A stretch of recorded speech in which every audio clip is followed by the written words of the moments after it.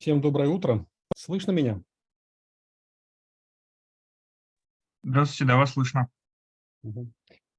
Ну, вас пока немного, я думаю, что можно пару минут подождать.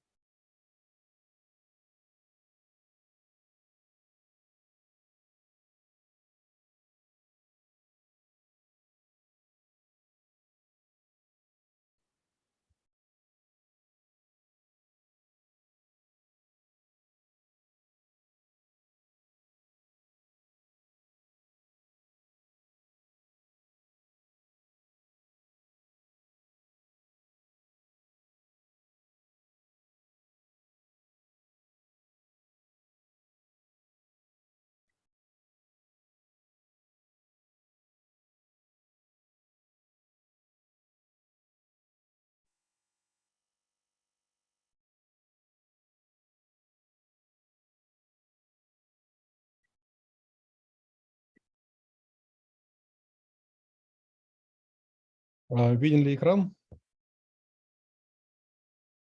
Да, все видно. Хорошо.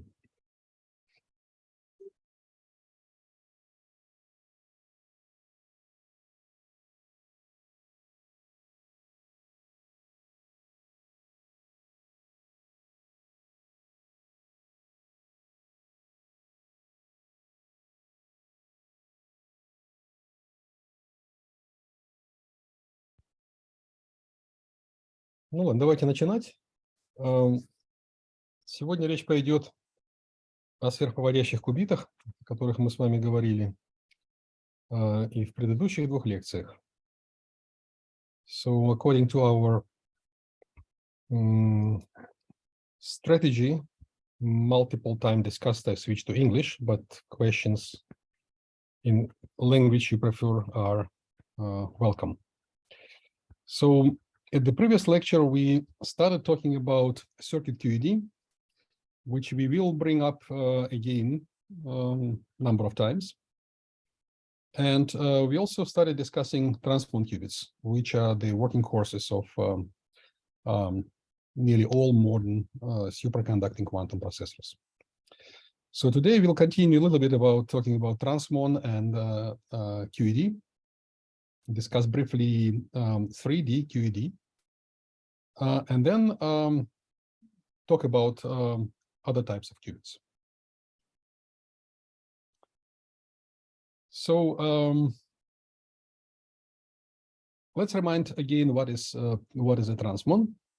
So as you remember, transmon is simply a Josephson junction, which is shunted by capacitance, making its charging energy significantly smaller than the Josephson energy.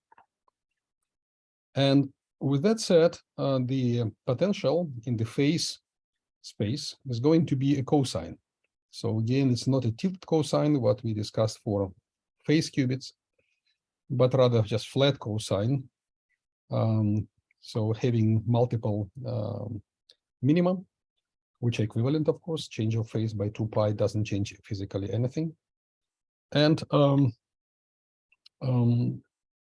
the parameters are such that the effective mass of this quantum degree of freedom is such that the quantization of the energy levels gives us eigenstates, which are only a few, between 7 and 10, so to say. So the potential is anharmonic. We can approximate it by this polynomial form, having the second order term proportional to the fourth power of the phase. Now this phase here, which you see at the bottom, and the phase up there is the same. It's just a different formula. Excuse me. And then the energy difference between the ground state, which is here, and the first excited state, which is the second level here, is roughly 200 megahertz larger than the energy difference between the first excited and the second excited state. And this is characterized by the parameter which is called anharmonicity. We denote it as alpha in absolute units. And it turns out from the properties of the transmon Hamiltonian and eigenstates, which we discussed in the previous lecture, approximated by Matthew functions and so forth, the unharmonicity parameter is pretty much exactly in the second order perturbation expansion is given by the charging energy. So roughly the energy separation between the ground state and the first excited state is determined by the Josephson energy and capacitance, and then the unharmonicity is determined solely by capacitance, which is the charging energy E squared divided by 2c. So all that is discussed in this very relevant paper, which is a theoretical paper proposing the transmon and calculating all the eigenstates by Jens Koch, which has all these approximations and all the formulas I discussed before. And I told you that this device quickly became the device of choice between physicists and experimental groups which were developing superconducting qubits. About 10 years ago, it was, maybe 12 years ago, it wasn't obvious, but then like 10 years ago, it became really completely obvious that this is the qubit of choice because of the simplicity, because of robustness in terms of properties and frequencies, universality of this unharmonicity parameter, at least relative harmonicity, which is alpha divided by energy level separation 0, 1. And then I told you that typical geometry which people favor now, or many people favor now, is the cross-shaped electrode, which is sometimes called X-mon, after the work of the group of John Martinis at UC Santa Barbara. And here you have metallic electrode in the middle, and then at the bottom you have a Josephson junction here, which consists of two Josephson junctions forming a squid. So this is a composite Josephson junction. And the Josephson energy of this composite junction forming a squid is controlled by the magnetic flux produced by current, which is sent in this middle wire at the bottom, and then extracted to the ground to the right. So this current generates magnetic flux in this loop, which contains two Josephson junctions, and the upper electrode, which is this blue fragments which you see on the right insert. And then you control this device in this two-dimensional geometry by applying pulses to the electrode on the left, which is basically capacitively coupled line, which allows to control, depending on the phase, rotations around x-axis and y-axis of Bloch sphere. Naturally, from the nature of Hamiltonian, the rotations around z-axis are controlled by this flux, which can be also done quickly. It's not just DC line, but the line which can transmit few nanosecond long pulses. And then the upper end of the cross is used by to couple the qubit to the resonator, which is used for readout. And the resonator in turn is coupled to the transmission line, where you send microwave tone, and then at the frequency of the resonator, one observes a dip. And this dip shifts in frequency if the qubit state is changed from 0 to 1. So if you go from ground state to the first excited state. So this allows you to read out the qubits. And as I told you, also naturally, this frequency depends on the length of resonator. So it's feasible to use multiple resonators at different frequencies coupled to the same readout line to read out multiple qubits. So typically people use 8 to 10 qubits at maximum. And the reason is the limited saturation power of the preamplifier, which we will discuss a bit later, the so-called parametric amplifiers used in modern quantum architectures.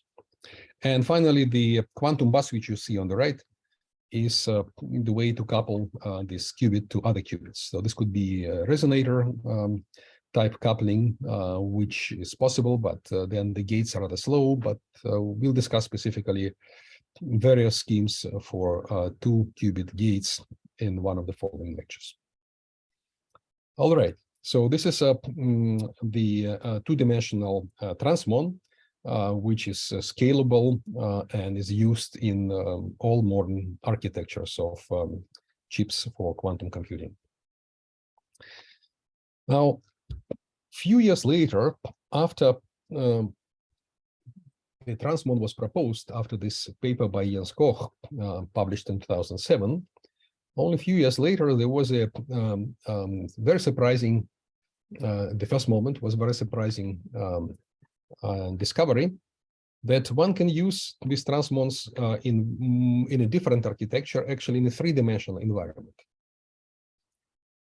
And moreover, these transmons, which are rather big, which can have size of millimeters, they have extremely long coherence times. At least to that time, 10 years ago, these times were record times. They were in the range of 100 microseconds. Nowadays, material improvement and experience of many labs which fabricate superconducting qubits brought also 2-dimensional geometry also to the range of about 100 microseconds. But meanwhile, the 3-dimensional geometry was developing as well, and now 3D transmons have coherence times of the order of millisecond. The 3-dimensional transmon is extremely conceptually very simple device. Imagine that instead of planar resonator, which I showed you before, this resonator is this winding line where my pointer is. It's just frozen now. I cannot move it for some reason. But anyway, this is this readout resonator in 2-dimensional geometry. In 3-dimensional geometry, we have a 3-dimensional resonator. And in 3 dimensions, there is no dielectric. So in 2 dimensions, you have a substrate, you have typically silicon, which has dielectric loss. In 3 dimensions, you just have vacuum. And vacuum is just empty space. It doesn't have any dielectric loss. So the only loss which occurs is at the surface of the box which surrounds this cavity. And the 3-dimensional transmon consists of aluminum block, which is prepared in machine shop, basically cutting here a hole на фрезерном станке, which has a particular dimension, has particular modes of this cavity. So, of course, the 3-dimensional cavity will have multiple modes corresponding to the quantization in different directions. So one has to solve the problem of finding the eigenfrequencies by solving the Maxwell equations for the cavity, finding eigenvalues with the boundary conditions determined by the size of the cavity. So the loss in the resonator is small. That's one thing. But also in the qubit, it turns out that the losses in the qubit and the coherence times are predominantly determined by the loss in dielectrics on the surface of superconducting films. The physical mechanisms of this loss we are going to discuss next week when we discuss two-level systems, two-level defects in qubits. However, here, basically, the idea is to open up the capacitance, which was like this, sort of having pretty closely positioned metallic electrodes in 2 dimensions, and therefore quite high amplitude of electric fields in this in the gap between the electrodes. Here you open up the electrodes, the capacitance drops down. So to come to the same value of capacitance, you need to increase the area of metallic electrodes. You need to make the metallic electrodes larger.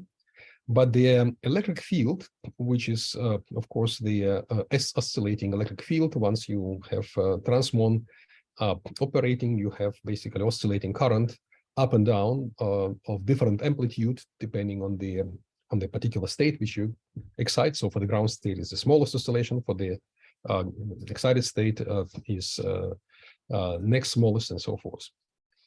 And the oscillations which occur, they will generate AC electric fields, also on the surface of superconducting electrodes.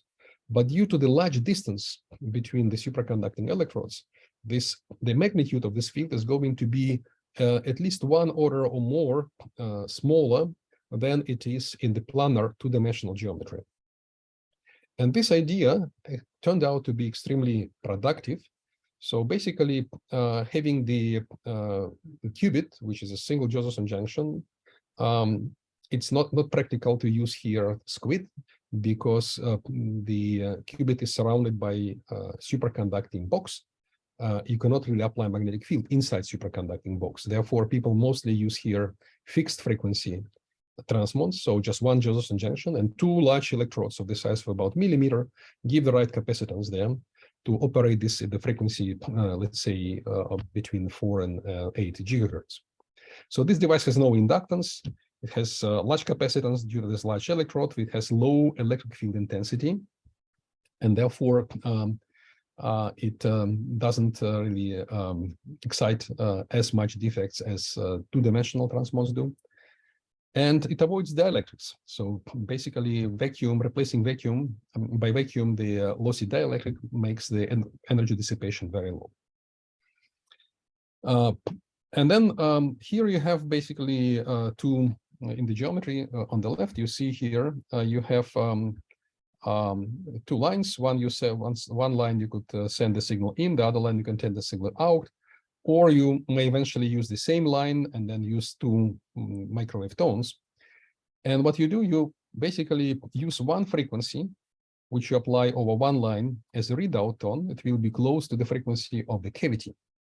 And if the cavity frequency is shifted by exciting this 3D transmon from ground state to the excited state, then there will be a change of the amplitude and change of the phase of the signal reflected from the cavity at the frequency of the cavity.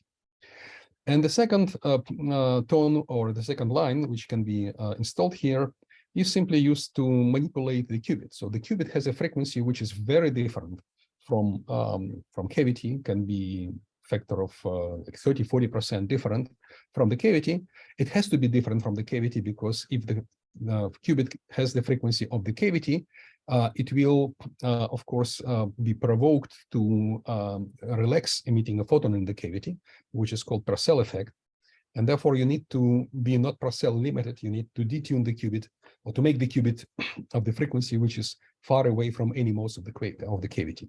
But because the dipole moment of the qubit depends on the state of the qubit, this little change of the electric dipole moment of the qubit shifts the frequency of the cavity, which makes it possible to read it out. So this is how this device works, and it is being used for variety of beautiful experiments, mostly studying physics of these devices. Due to the high coherence, they were very productive, but also being used for cavity QED, which I will mention very briefly in the next slide. Now, this slide shows you an example of this 3D transmon. So you see a physical picture of this big cavity, which has in one dimension size of almost 40 millimeters. And that means that half wavelengths at 40 millimeters is going to be corresponding to something like 8 centimeter wavelengths in vacuum. So it's roughly frequency of maybe 12 gigahertz or so for the readout. And then the qubit is located here at one of the nodes of the electric field to be able to couple to the cavity frequency. And therefore, this qubit is simply 2 bulk electrodes, which you see here, with a little Josephson junction here in the middle, which is not visible because it's very, very small. So smaller fields which are occurred here are compensated by choosing a larger dipole moment for the qubit, and the dispersive shift can be as large as tens or even hundreds of megahertz, depending on the design. Now, just to sum up about transmons, what makes the transmon so good? First thing is the transmon is shielded from external noise sources by the resonator. So this resonator actually acts as a narrow bandpass filter. it turns out that in practice, people use not only one resonator, but two resonators connected in series. And one of them is called Purcell filter, which cuts the frequencies of the second order filtering of the first band of the first filter band. But this is kind of design which we are going to discuss maybe a bit briefly later on. So it's coupled to resonator, and this resonator acts as a narrow passband filter, shifted away from the frequency of the qubit. Therefore, the qubit, when it's detuned, the energy relaxation in the qubit is suppressed by the Purcell effect. So the photon emission doesn't happen because there are no available free states for the photons in the environment inside the cavity, away from the cavity frequency. Now the capacitive shunt is very large, and therefore the charge noise is very strongly suppressed. Finally, of course, the coherence time is very long, and therefore can be used for practical applications. Any questions to 3D transmon, please? Какие-то вопросы?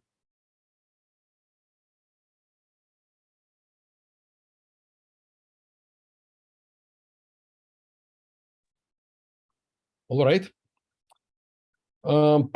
Next thing which we are going to discuss is a different type of qubit, which many people, including myself, now believe to be the qubit of the future, which will have significant advantages over transmons, but it doesn't come for free. So this qubit is more complicated in terms of its level structure and also in terms of physical properties. So this qubit is essentially very similar to the flux qubit, which we already discussed, but it's more general and more robust in terms of changing its parameters. Let me remind you that in the lecture one before the last one, so the first lecture of last week, we discussed the flux qubit, which consists of 3 Josephson junctions connected in a loop. And here, one junction is the quantum junction, which has the dimension factor roughly 0.7 of the size of 2 larger junctions. Now, this is a generic device, but nothing really prevents to make here not 2 junctions, but maybe 3 junctions or even more. And going from this device to fluxonium is simply making the number of junctions which will occur here on the right, which determine the inductance, the kinetic inductance or Josephson inductance of the loop. This number is rather high. It can be tens and even hundreds of those junctions. So more generally, the picture which you see here, this is the flux qubit, which has 1, 2, and 3 junctions. And on the right, you see geometry of the fluxonium, which has a more complicated structure. You see this kind of tree or the tree type structure. So the junctions are actually these long bars where you have the overlap between the 2 electrodes, and the connection here is quite small, narrow wire. And the reason is satisfying the goal of minimizing the stray capacitance of those junctions. It's one of the geometries. Actually, there are also much simpler geometries making the series array of junctions like that. So schematically, again, we see here on the left, we see the flux qubit. And on the right, we see the device, which is more general type of flux qubit, which commonly is called fluxonium nowadays. Now, in the case of flux qubit, you have the 2 energy minima, which corresponds to small change of the phase. Remember this 2-dimensional profile, 2 phases, phi1 and phi2, and then you have maxima and minima. And I told you that if you go along the diagonal, there is a very shallow minimum, which occurs along this diagonal, actually 2 minima with a little barrier between them. And if you go from one state to another, then the change of the phase on the junctions is quite small. It's much smaller than pi, or even much smaller than 1, because the barrier is very low and the distance in the phase space is very short. Now, for this device, for the loop, we can always write the flux quantization condition, which is this one. So the sum of all 3 phases here, plus the complementary phase, which is induced by the external magnetic flux, which is indicated here by phi, has to be a multiple integer of 2 pi's. For the fluxonium, the same flux quantization condition holds. However, while for the flux qubit, this n is conserved, for the fluxonium, this n actually is varied by 1 if you go from one minimum to another. So, and this is achieved by making the junction here quite small, and therefore making its quantum tunneling more probable, so to say, so that the states in this potential are coupled by strong tunneling matrix element amplitude. So here basically you go between the states which correspond to different n, and here you go between the states which correspond to the same n. This is essentially the difference. One can also say the following, that for the flux qubit, basically there is no change of the winding number here. Therefore, there is the phase on this junction never changes by, this junction is never rotated by angle 2 pi. If you imagine pendulum is rotating by 2 pi, making the full turn. While here, if you go between one state and another, localized states in the minimum of the potential, then the phase changes by 2 pi. And this means that this junction actually rotates all the way around its axis in mechanical analogy. All right. I remind you what is this 3-junction flux qubit, just to make what I said you more explicit. This slide we already had. So we have the equation for the 3 phases, then we extract the third phases, assuming n equal to constant, and then we go along this diagonal, and then you have these 2 local minima, where you actually have a double potential, which is indicated below here. So one minimum is that one, is this minimum, and this minimum is actually here. Now, this is achieved by choosing the parameter of the junction area such that this coefficient, also here called, okay, apologize for the same coefficient as an harmonicity of fluxonium, it's alpha, but it's a different alpha, of course. So it has to be in the between 0.6 and 0.7. Now, the operation of the 3-junction flux qubit, as you remember, was done by describing it as by this corresponding Hamiltonian of the 2-level system, and then the potential is symmetric once you have the flux which is applied to the to this loop equal to a half flux quantum.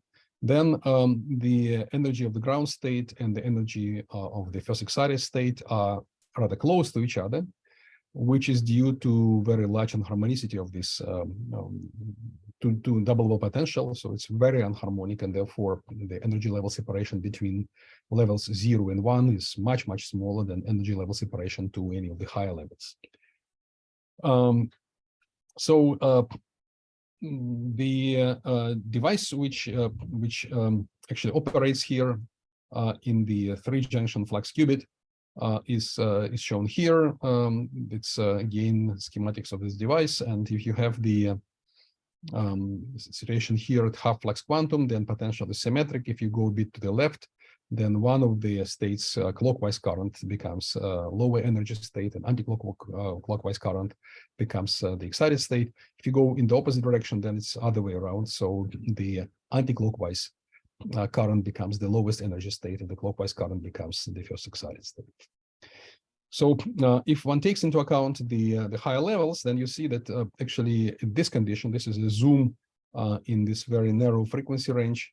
And this is a calculation for the case when the Josephson energy is roughly 10 times the charging energy. So you see that the charging energy of these junctions is roughly order of magnitude smaller than for transmon. But one has to take into account also additional disinductive energy, which we already discussed. So generally speaking, now if we make an abstraction of this flux qubit and consider that what we do here, we simply put an inductive shunt to the junction. So generally speaking, any superconducting qubit, knowing about transmon, knowing about flux qubit, knowing about charge qubit, can be sketched as a parallel combination of a Josephson junction, which has its Josephson energy and its own junction capacitance. And then in parallel, you may have either capacitance, like you have for transmon qubit, or inductance, or both. So nothing prevents of having both. And therefore, one has to take into account the three energies which are characterizing this generic circuit. The first energy is the Josephson energy, which is the critical current of the junction times the flux quantum divided by 2 pi. So it determines the amplitude of the cosinus potential. The second energy is the charging energy, which is proportional to the square of the charge divided by twice the capacitance. And here the capacitance actually is the sum of the two capacitances, but if Cj is much smaller than C, then one can simply use this C of the shunting capacitor. So this this value, charging energy, determines the effective mass of the degree of freedom, which we quantize, and therefore we basically determine here the energy level separation. So smaller is the capacitance, larger is the energy level separation. And finally, there is another energy which we did not discuss yet. This is the inductive energy, EL, which is a square of flux quantum divided by 2 pi, divided by the inductance. So basically, by shunting the Josephson junction by inductance, now we should remember, we sum up in the Hamiltonian the cosine and parabolic potential. We discussed this already when we spoke about the modified phase qubit, that you have superposition of the cosine and parabola, and then depending on the amplitude of the cosine and the steepness of the parabola, you may have either just some distorted parabola, or you may have a cosine with a slightly rising potential to the sides, or something in between, maybe parabola which has only 2 local minima at the bottom, but no other metastable states. So fluxonium goes in such direction that actually this inductance is large, and therefore the parabola is very, very soft. So it's a cosine potential which modulates very softly rising parabola. And in this case, you have multiple metastable states. So here you have the energy level separation, or energy potential and structure of levels for an abstractly chosen qubit, such that you have a junction shunted by an inductance. Now, this inductance, as I said, of fluxonium can be a chain of Josephson junctions, but it doesn't really matter for electrodynamic properties. It's just an inductance. And making many Josephson junctions, you make this inductance quite large, and therefore you superimpose cosine, which was this oscillating function here, with a parabola. And then you may have then states which will be extending over multiple potential wells. And then depending on the flux which you apply, here you see zero flux, you have exactly minimum, lowest energy minimum at the zero phase. However, if you apply half flux quantum, then you have 2 symmetric minima, similarly to flux qubit. And therefore you have energy level degeneracy here, which is lifted by tunneling between the 2 wells. And finally, if you go then back to some other states, these are different parameters here on the C. So then you have also states where you have tunneling also between 3 wells. So all these ranges are possible. Here you see that actually this A, B, C, and D correspond to different ratio of the energies.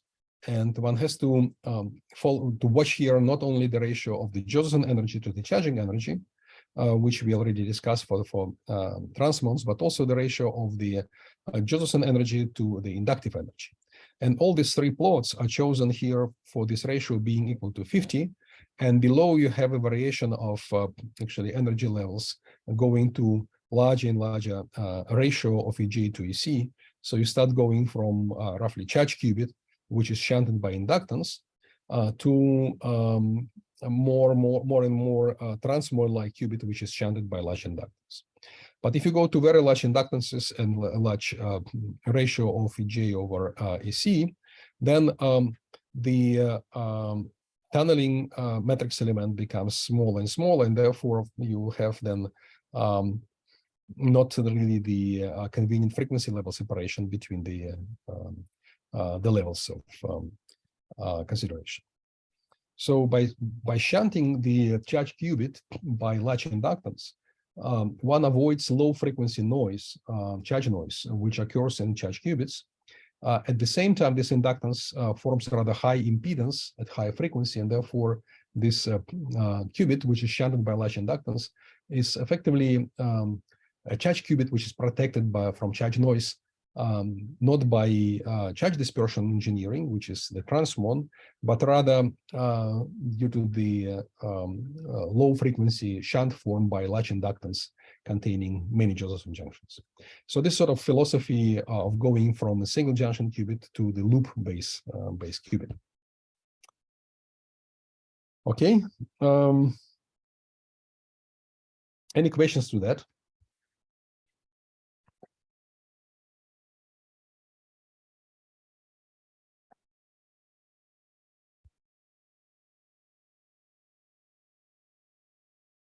Okay, let's move on. Now let's talk specifically about fluxonium. So I told you that fluxonium is a device which contains basically a small Josephson junction, something which is known from charge qubit, or slightly larger junction than charge qubit, but the junction is shunted by a large inductance. And the first prototype of the fluxonium was made in Yale, and it was actually started first in the thesis of Vladimir Manoucharyan, who is very successful graduate of Fistech. So he did his bachelor in Fistech and then went over to do his PhD in the US, working at Yale University in the group of Michel Devaré.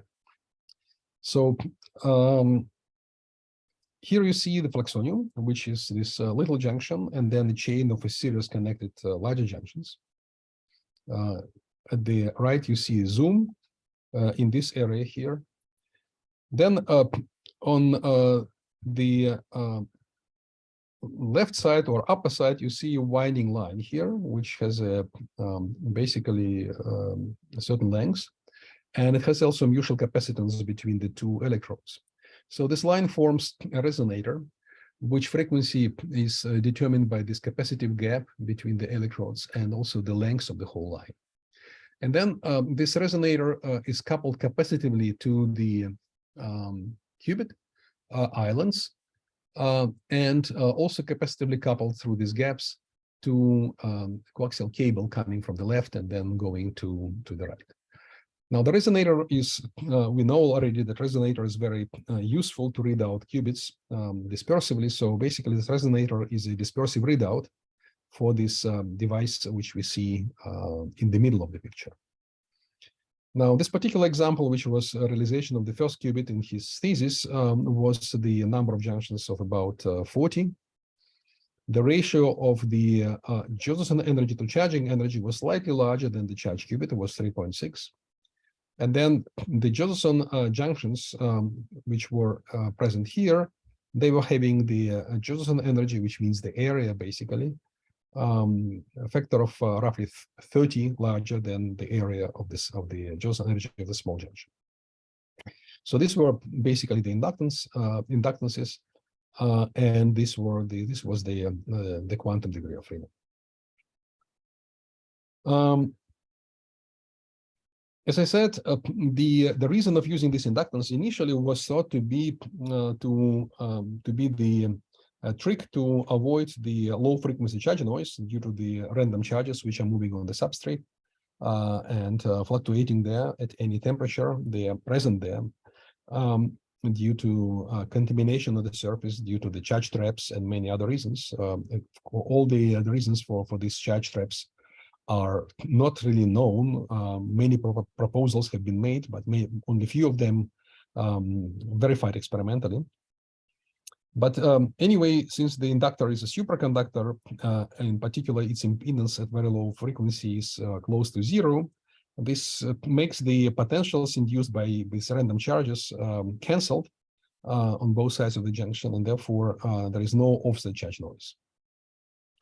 Now, there is also advantage here that at high frequency, which means at the frequency of the level transition between the states of this small junction, the impedance of this very large loop, due to its large inductance, this Josephson inductance, which is not geometrical inductance, but Josephson inductance, its impedance is very, very large. And if, in particular, one makes this impedance larger than the resistance quantum, which is h bar divided by 2e square, 6.5 kilo ohm, then it turns out actually there is a fundamental kind of reason for having protection against of phase winding on small junction due to the effect of the environment, because it's very large inductor.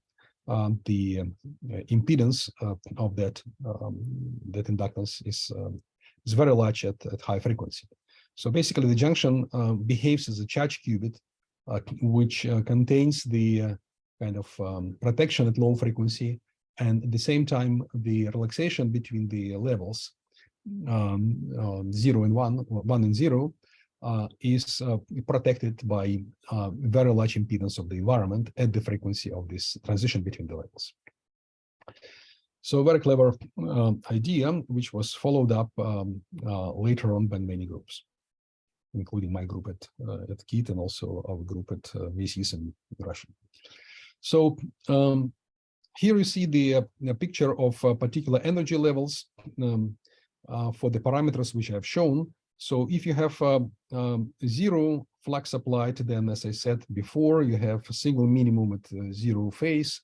And then there are two states, metastable states on left and right, which are separated by a distance of roughly 4 pi in this phase space. Now, superconducting phase difference space, in phi space. Now, if you go to the flux roughly 1/4 of flux quantum, then you make this potential asymmetric.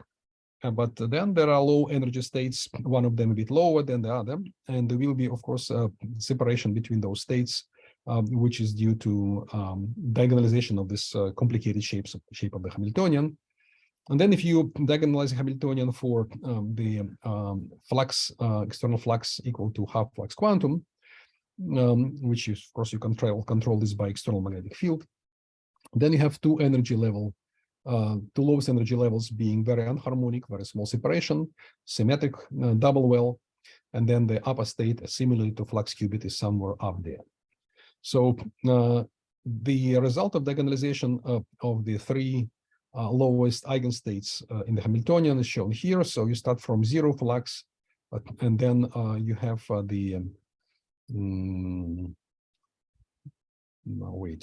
this is the something is wrong here. No, it's correct. It's not, what is written here is not correct. So these are not three lowest energy levels versus flux, but separation between the lowest three pairs of energy levels. So blue line is separation between 0 and 1.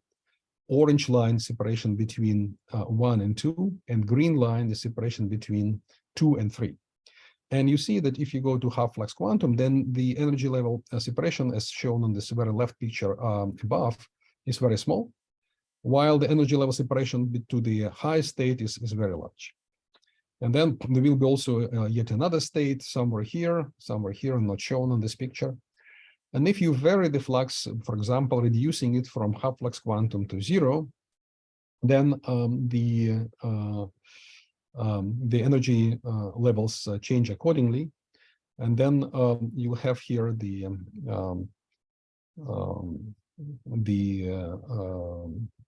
frequencies of the levels being quite high. You see that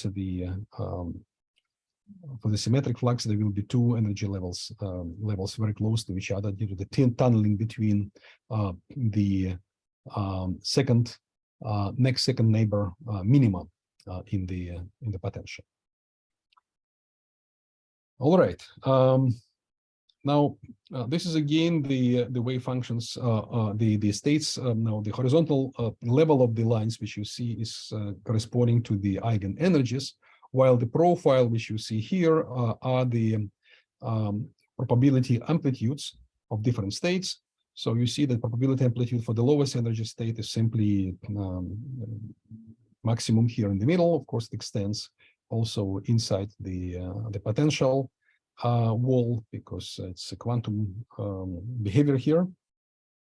Whereas for the high states, you have something which is similar, partial at least, to harmonic oscillator. Any high energy states will have character of multiple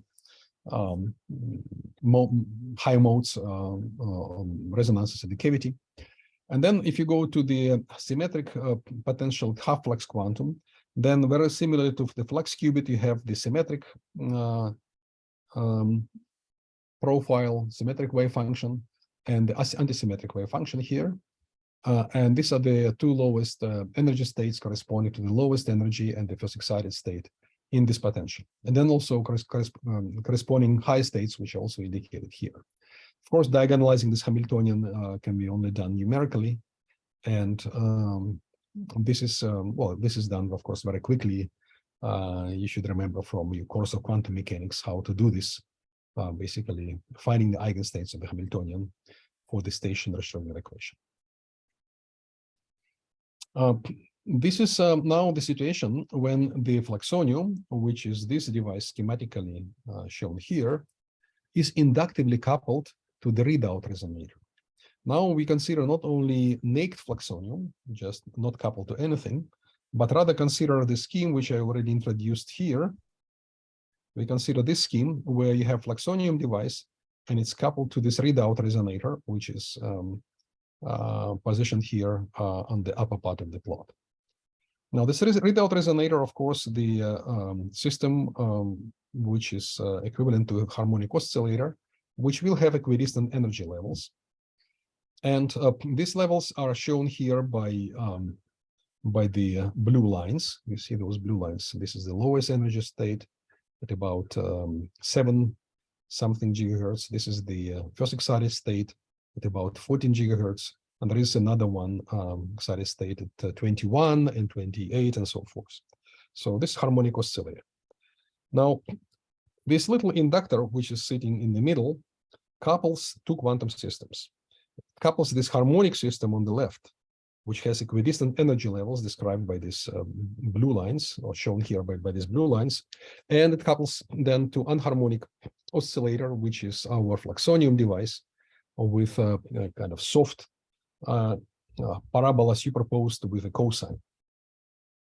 And the diagonalization of the states of the parabola is shown here by these lines. You see this orange line, then you see the green line, and then you see also the red line, and so forth.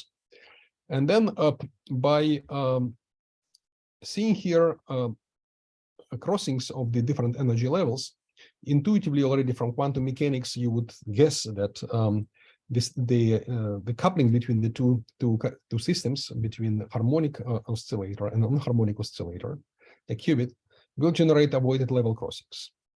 And this basically tells that here you have avoided level crossing in the region of the crossing of the levels, under condition that this inductance is smaller than the inductances of the two parts, but it's actually non-negligible. So if one makes the picture with not the common inductance, but with the mutual inductance, which is a bit more bulky calculation here, then clearly that making the mutual inductance between the two loops to 0 will, of course, remove completely the avoided level crossings. There will be pure crossings. The systems will be not coupled, but once you make the mutual inductance non-zero, then the degeneracy is lifted, and there will be avoided level crossing at frequency, which is corresponding to the coupling strengths. So, and as you see here, you have different states corresponding to different number of photons in resonators. So these are the states corresponding to now here a number of photons in resonator is this blue line you see here. The blue line is the absence of the qubit. Once you have the qubit, then you will have this state here, where you have one excitation in the qubit and multiple photons in the resonator. And you see that it has also the orange line going above. This is a so-called dress state. So by coupling the cavity to the qubit, you form the dressed ladder, where you have basically the qubit states scaled up by different energy levels in the harmonic oscillators. And then if you go to the state 2 of the qubit, this is green line here, you observe that you have again different multiple states in the resonator. This is the lowest energy state of the resonator with 2 excitations in the qubit, and second state excited in the qubit. And this is exciting the second excited state of the resonator together with the qubit. And this picture doesn't really take into account, of course, the avoided level crossings which I described, but that's something which you observe in experiment later on. Now, this is an example of real measurements on this qubit. And already in this plot, you observe that at the frequency of the resonator, this is the resonator frequency here, the lowest energy state of the qubit comes up at 0 flux, and then it crosses the frequency of the resonator. And you see that at the crossing point, there is this avoided level crossing, which is a kind of strong coupling state of a cavity and a qubit when they have exactly the same frequency, and then the degeneracy is lifted, and there is a lower energy state, a little lower energy, and a bit higher energy state at a bit higher energy. And by using this resonator at a frequency which is detuned, for example, you go to the frequency at to the state with 0 flux, then the resonator is strongly detuned, but nevertheless, the excitation of the qubit due to existing coupling will still be shifting the resonator dispersively, so one can use the resonator for the readout. Now, these are real data taken in experiment, and then if you measure the, if you basically compare this with diagonalization of the full Hamiltonian, then agreement is really very beautiful. So you observe that the transition 0-1 has this this shape. So at 0 flux, it has the highest frequency, about 9 gigahertz, and then it goes down to very low frequency at half flux quantum, which is not shown in the middle plot. And then the transition to the second state of the qubit is shown by this 0-1. So this is this transition here, as indicated by this middle line, and 0-3 is up there, and so forth. I don't really remember what is this SR, but can look it up. I think this is probably one of the dress states in the system, can be obtained by diagonalizing the coupled Hamiltonian.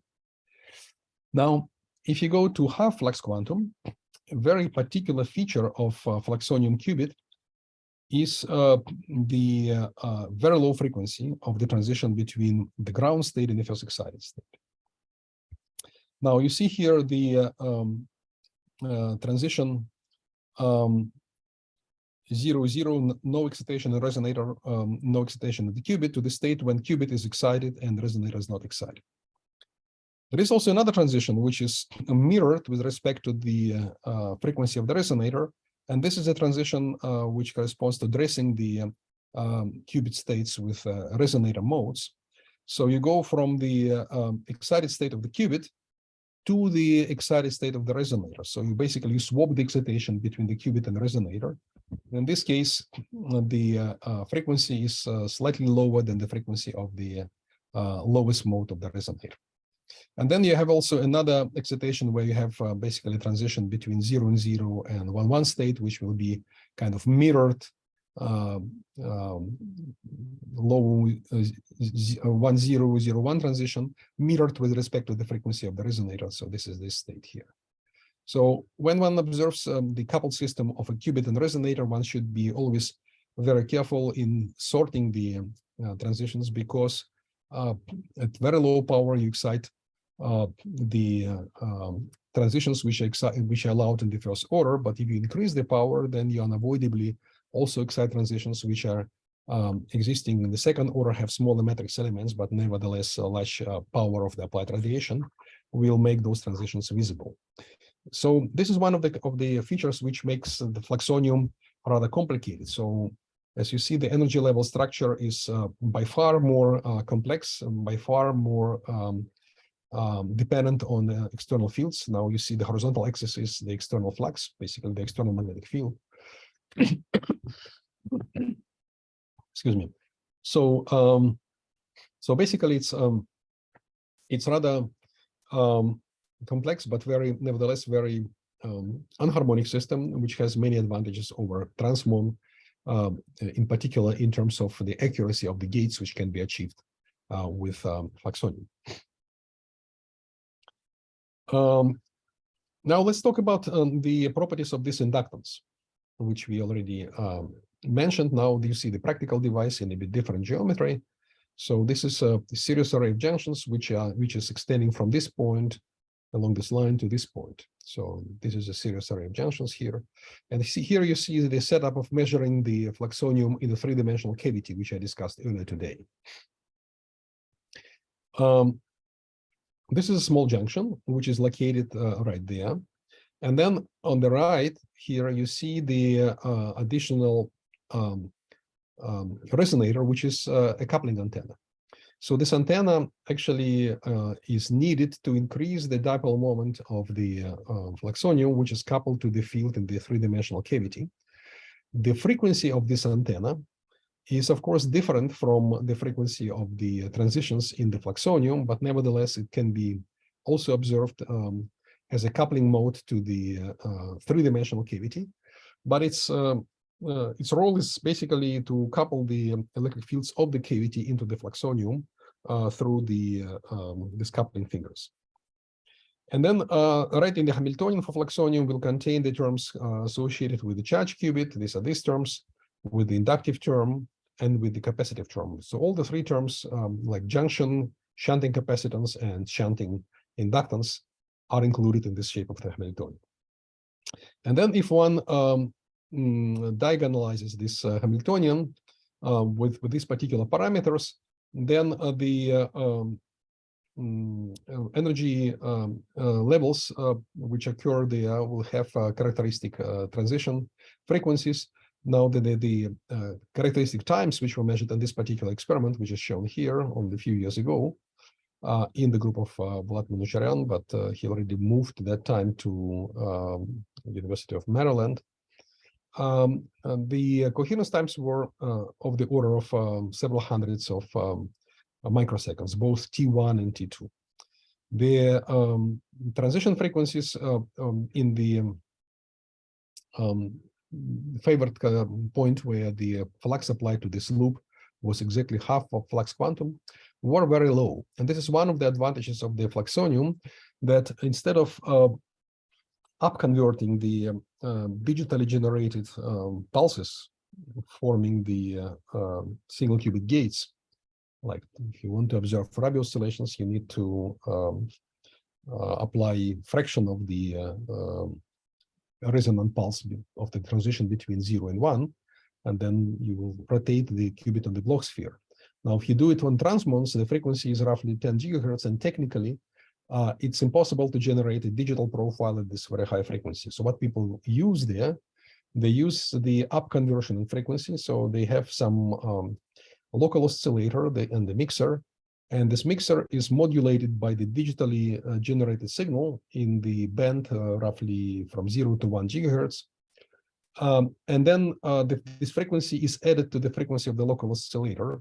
So this pulse is basically up-converted to roughly 7-8 gigahertz. For fluxonium, which has a frequency of transition between 0 and 1, around half flux quantum, this frequency is of the order of between half gigahertz and 1 gigahertz. One doesn't need to do this up conversion, which is needed for transmod. And therefore, life becomes very, so to say, experimental life becomes very simple. One simply use arbitrary waveform generator to generate digital profiles at the frequency of the transition between 0 and 1. And then this very precisely generated profiles are directly applied to the qubit. So one saves here additional complication of having additional microwave source for the local oscillator up conversion. And secondly, these pulses, because they're not up converted, they avoid any conversion errors which occur due to the nonlinearity of the mixers. So this makes actually fluxonium with its very low frequency of the transition a very favorable device for doing very high accuracy single and two qubit gates. Okay, so all these nice advantages of having suppressed charge noise and harmonic levels and low frequency, which is very convenient for the transition between ground state and excited state, all this have their price. And the price to pay here is the parasitic modes, which occur in the fluxonium due to the series array of Josephson junctions. If you take a series array of Josephson junctions, they are indicated here by red crosses, and equivalent circuit is shown here on the right. So these are the junctions, which are basically Josephson elements, IC sin phi for the current, plus the capacitance in parallel. They form kind of transmission line because every island here between the junctions is coupled to the environment. This environment is simply a capacitance or the characterized by energy of removing a charge from the island to infinity. And this capacitance, of course, for any wire is never zero. It's very small, but here it's exactly where this capacitance plays a role. And one can take into account this capacitance, which is in the range of attofarad. Is shown here by the capacitance to the ground. If one looks at this circuit, one can write the equation, classical equation of motion for the phase differences phi n, which are the phase differences on all these different junctions. One finds the set of coupled nonlinear equations, which can be then linearized by replacing sign with simply the argument. Then the system of equations becomes linear, and one obtains then the eigenmodes for the system, classical eigenmodes. Of course, it's not a quantum problem; it's simply a classical problem, electrodynamics. And these eigenmodes are given by this formula. So they are given by the mode has an index n. N is basically the number of half wavelengths along the array. So if the lowest frequency mode corresponds to kind of standing wave, where the wave extends from left to the right, from very first junction to the very last junction, with antinode in the middle and nodes at the edges. Excuse me, I think it's the other way around. With antinode at the edges and node in the middle, if the array is isolated. If the array is not isolated, if the current can flow, then it will be other way around, as I told you. So basically, it determines by the condition for the maximum amplitude of the electric field.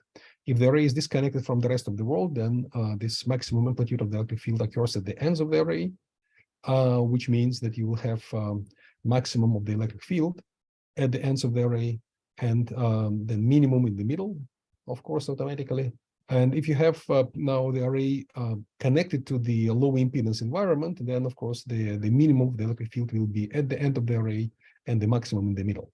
So it depends on the boundary condition. But nevertheless, these eigenmodes, they have a very generic character.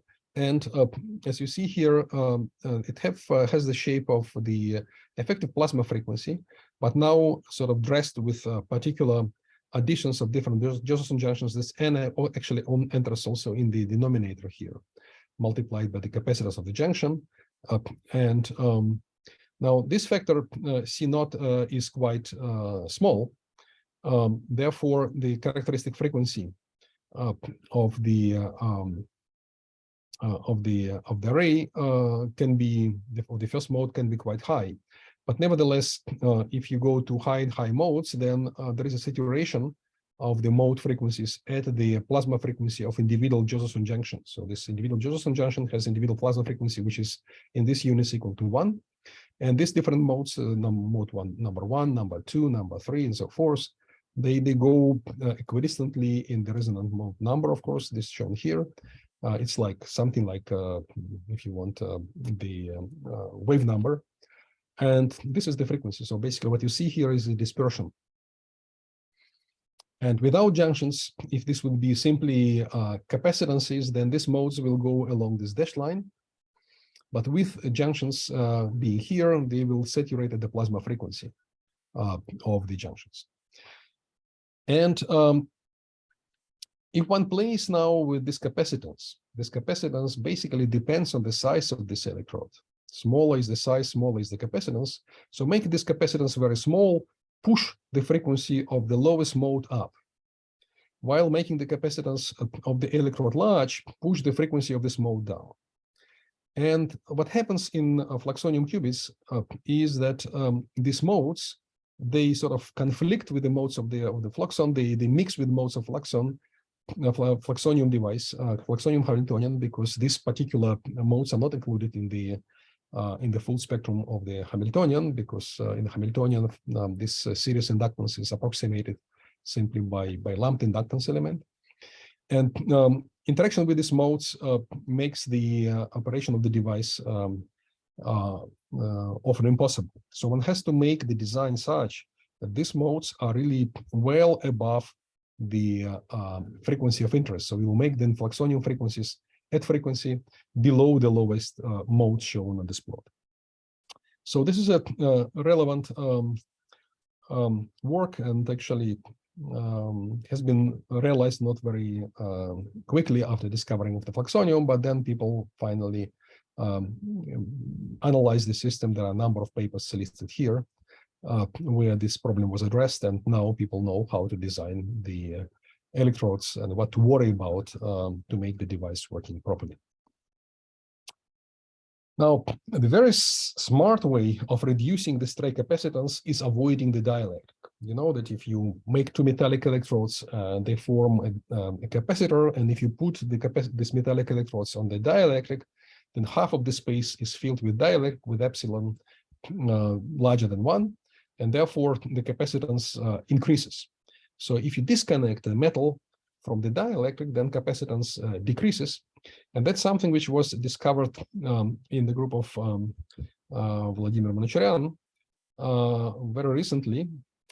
They found the way to etch away the silicon substrate below the device they fabricated. And they were even able to make the device such that the chain of Josephson junctions, which you see here, together with a small junction there, was simply hanging in the air. In this case, the stray capacitance of the electrodes between each Josephson junctions. Now, in this line, there are many Josephson junctions here in series, and between each pair of Josephson junctions, there is a superconducting electrode there. So obviously, in this case, the stray capacitance was minimized, and therefore the modes were really pushed very high up. This made it possible to realize the parameter limit, where the Josephson junction really was very tiny, with the charging energy of the order ratio to the Josephson energy of the order of 1, and quite large, quite small value of the inductive energy compared to the charging energy here, about 1 to 100. And this actually brought this device in particular limit, which the authors called the so-called Blochnium qubit. Bloch oscillations is something you might, or you should actually remember from your solid state physics. So this is the oscillations, quantum oscillations of a particle in the periodic potential, such that depending on the wavelengths of the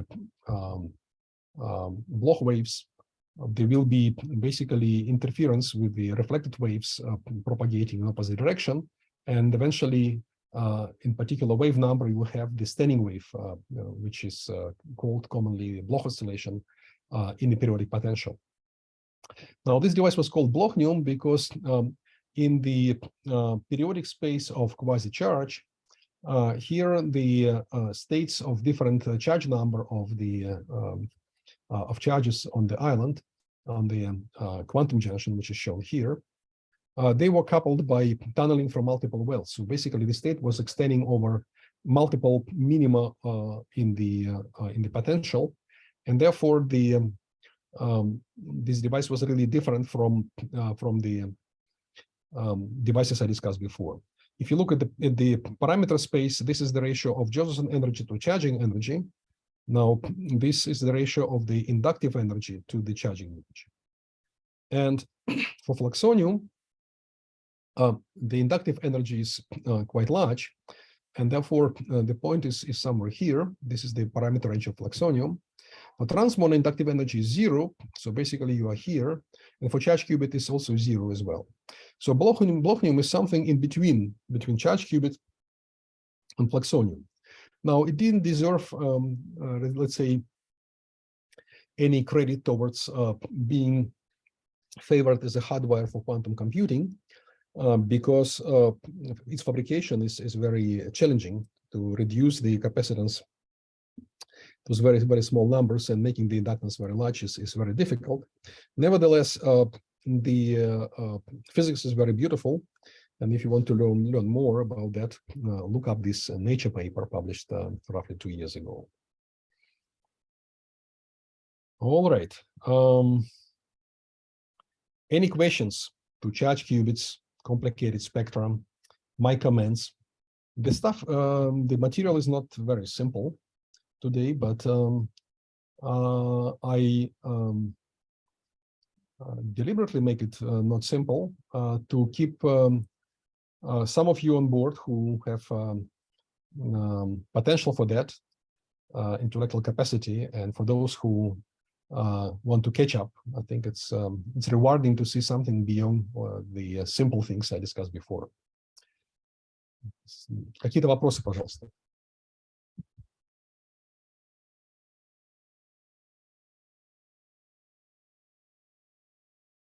Когда у матросов нет вопросов, как-то похоже, что матросы не достаточно разобрались в материале. Или все просто? Кто-то может что-нибудь сказать? Простите, а мы можем вернуться назад на слайд, где флюксониум был? Да, конечно. Там были графики, да, графики энергии, где были, как раз где вы говорили, вот здесь, следующий слайд. Еще? Нет, наоборот, следующий слайд, где вы говорите, вперед чуть-чуть пройти. Вот здесь, да. Вы говорили, что вы не помните, что такое СР, хотя мы его видим на эксперименте. А что такое 0 в 4? Там нижняя какая-то линия еще в нижней части спектра. Это двухфотонный переход с 0 в 4. Видите, двоечка стоит. Понятно, то есть эти переходы, они тоже оказывают влияние, заметное? Ну да, то есть при большой мощности сигнала они видны, то есть многофотонные процессы, они существуют в более высоком порядке по теории возмущения, и их интенсивность слаба. Но тем не менее, вот при выбранной мощности уже этот вот переход был виден здесь, двухфотонный между 0 и 4. Частота получается здесь где-то, видите, значит, 8,5 умножить на 2, есть это будет где-то 16, это вот наверху мы просто не видим на этой картинке однофотонный переход туда. Понятно.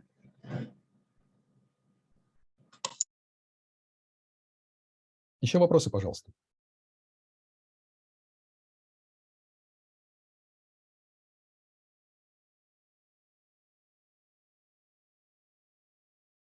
Да, вот, извините, вопрос есть. Мгм. А мы можем на предыдущий слайд откатиться?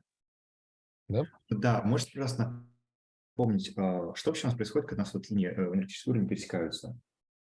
То есть, что вы рассказывали, я упустил просто это. Да, ну смотрите, здесь просто, значит, диагонализация, ну, собственно, значение двух гамильтонианов показано. Значит, голубыми линиями показаны гамильтонианы, значит, голого квантового, значит,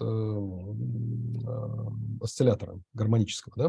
То есть это основное состояние, и вот дальше мы просто частоту берем вдвое, получается, значит, первое возбужденное состояние, где-то выше там есть второе возбужденное и так далее. Дальше, если мы добавляем теперь, просто складываем с этим состоянием энергию кубита, которая зависит уже от магнитного потока. Вот голубые линии не зависят от магнитного потока, да, а кубитные линии не зависят. У нас получается, соответственно, для первого состояния, значит, вот когда, точнее, для возбуждения кубита это вот оранжевая линия, а когда мы добавляем сюда еще синюю моду, да, которая не зависит, мы просто сдвигаем оранжевую линию вверх. Видите, во всем интервале добавили частоту голубой моды к оранжевой моде, получили вот эту оранжевую линию. И дальше добавили 2 раза, получили вот эту вот линию. Теперь, когда у нас возникает уже система связанная, когда у нас есть какая-то связь здесь между этими модами, то у нас они начинают взаимодействовать. И вот фактически вот в точках пересечения происходит расталкивание уровней, то есть происходит как бы то, что называется avoided level crossing. То есть в случае взаимодействия двух квантовых систем значит, возникают два состояния, значит, с симметричной и антисимметричной волновой функции, состоящей из компонентов, взаимодействующих компонентов связанной квантовой системы. И вот эти же пересечения, то, что я говорил, они видны вот здесь. Видите? Вот резонатор пересекается с линией кубита, и Да, выражение видно. снимается. Вот. Это выражение снимается на всех более высоких пересечениях, но здесь пока вот видно только одно нижнего уровня, так сказать. На самом деле, если включить мощность побольше, то вот здесь появится, значит, на частоте 8 плюс частота кубита появится вторая мода резонатора, и на этом рисунке не видна, потому что это будет 16 ГГц. Вот. И там будет тоже, значит, расталкивание уровней. В этом был ваш вопрос? Да. Угу. Хорошо. Спасибо. Еще, ребят, вопросы?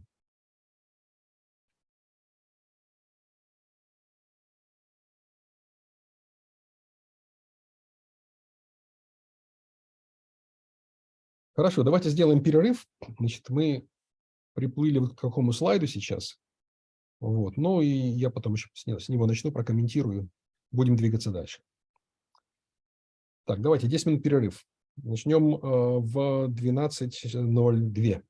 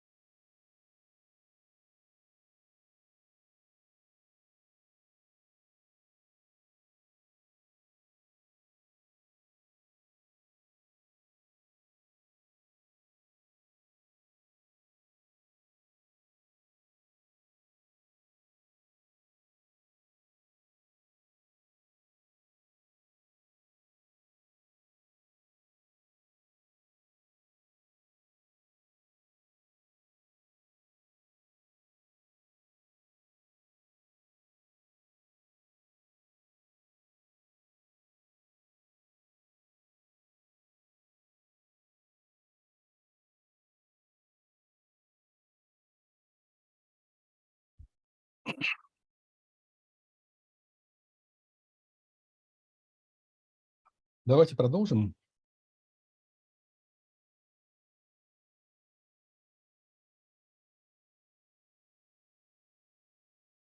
So here you see again the summary of qubits which we talked about in the previous lectures. We discussed the charge qubit, we did historically the first one. We also discussed the flux qubit and the phase qubit. And last week we were busy with transmons and continued also this week. And the last topic of discussion of today was about fluxonium, which came up as a suggestion of alternative platform to transmons. I should mention that actually nearly all companies which develop superconducting quantum processors, like IBM, Google, Rigetti, and others, they follow they use transmon as the major type of qubit. There are only a few groups in the world which proceed with fluxonium, and between them is also our group at Mises. And where last year we have been able to show really top quality 2-qubit gates. The competitors there is also lab in Alibaba, company, obviously Chinese company, which also has a base in the US and has two groups working in China and in the US correspondingly, and few others. So this competition is going on, and it's still not clear which qubit will be the qubit of choice in the future, but still the advantages of particular platform are being explored for a variety of interesting experiments. Now, let's look a bit more from a bit more general perspective on the fluxonium qubit. If we start from a transmon qubit, what we have typically is a tunable Josephson junction which has a squid, and the junction then has energy levels 0, 1, being transition being slightly larger than transition between 1 and 2. And here on the left plot, you see the picture for symmetric transmon, where you have two identical Josephson junctions, and a blue line shows the transition 0 and 1, and this dashed line shows the transition between 1 and 2 for this particular parameters. Now, if one makes the transmon asymmetric, we discussed this also briefly last week, such that the critical current of one of the junctions is a bit larger than the other, then this modulation curve as a function of magnetic flux doesn't go to 0 at half flux quantum, but actually goes to another minimum or another extremum, and the anharmonicity preserves. So this is dashed line also follows the curve of the 0-1 transition. For C-shunted flux qubit, something which we didn't discuss specifically, but what also exists, basically it's a flux qubit which has additional shunt, capacitive shunt here, making the charge noise less critical for the device, has the dependence on the magnetic flux, which is shown here. And interestingly, the transition 1-2 actually becomes at frequency a bit larger than the frequency 0-1 at half flux quantum. And moreover, this behavior is emphasized also in the fluxonium device, which has additional capacitive shunt, where the harmonicity is actually inverse compared to the transmon. So you see the harmonicity is here is negative. So 0-1 transition has a larger frequency than 1-2. So anharmonicity is negative. Here anharmonicity becomes positive. And that's quite interesting, and also can be practically useful for implementing more precise 2-qubit gates. How and why exactly, this we discuss a bit later. So the classification of superconducting qubits can be looked up in different ways. So this is the picture from the review paper. in physics reports, which is one of possible reviews to look up. So there could be different names, of course. So there is a X-mon or transmon, there is a fluxonium, there is so-called G-mon, where you have a tunable Josephson junction current, something which is realized with semiconductor nanowire, which is controlled by electric gate. There are also simple flux qubits such as 3-junction flux qubit, also the capacitively shunted flux qubit where you have additional capacitance, and also the tunable gap qubit. So this variety of types of qubits after 20 years of development became rather large, and therefore there are different ways to classify those devices depending on their topology and characteristic parameters such as Josephson energy, charging energy, and the inductive energy of the loop. Again, I told you, I showed you already this formula that we discuss here. Transmon, which has 0 inductive energy. We discuss the flux qubit, which has the inductive energy of the order of Josephson energy. And in the fluxonium, the inductance is larger. Therefore, the inductive energy, which has inductance in denominator here, inductive energy is quite small. So the Josephson energy dominates. And therefore, all these devices have somewhat different properties.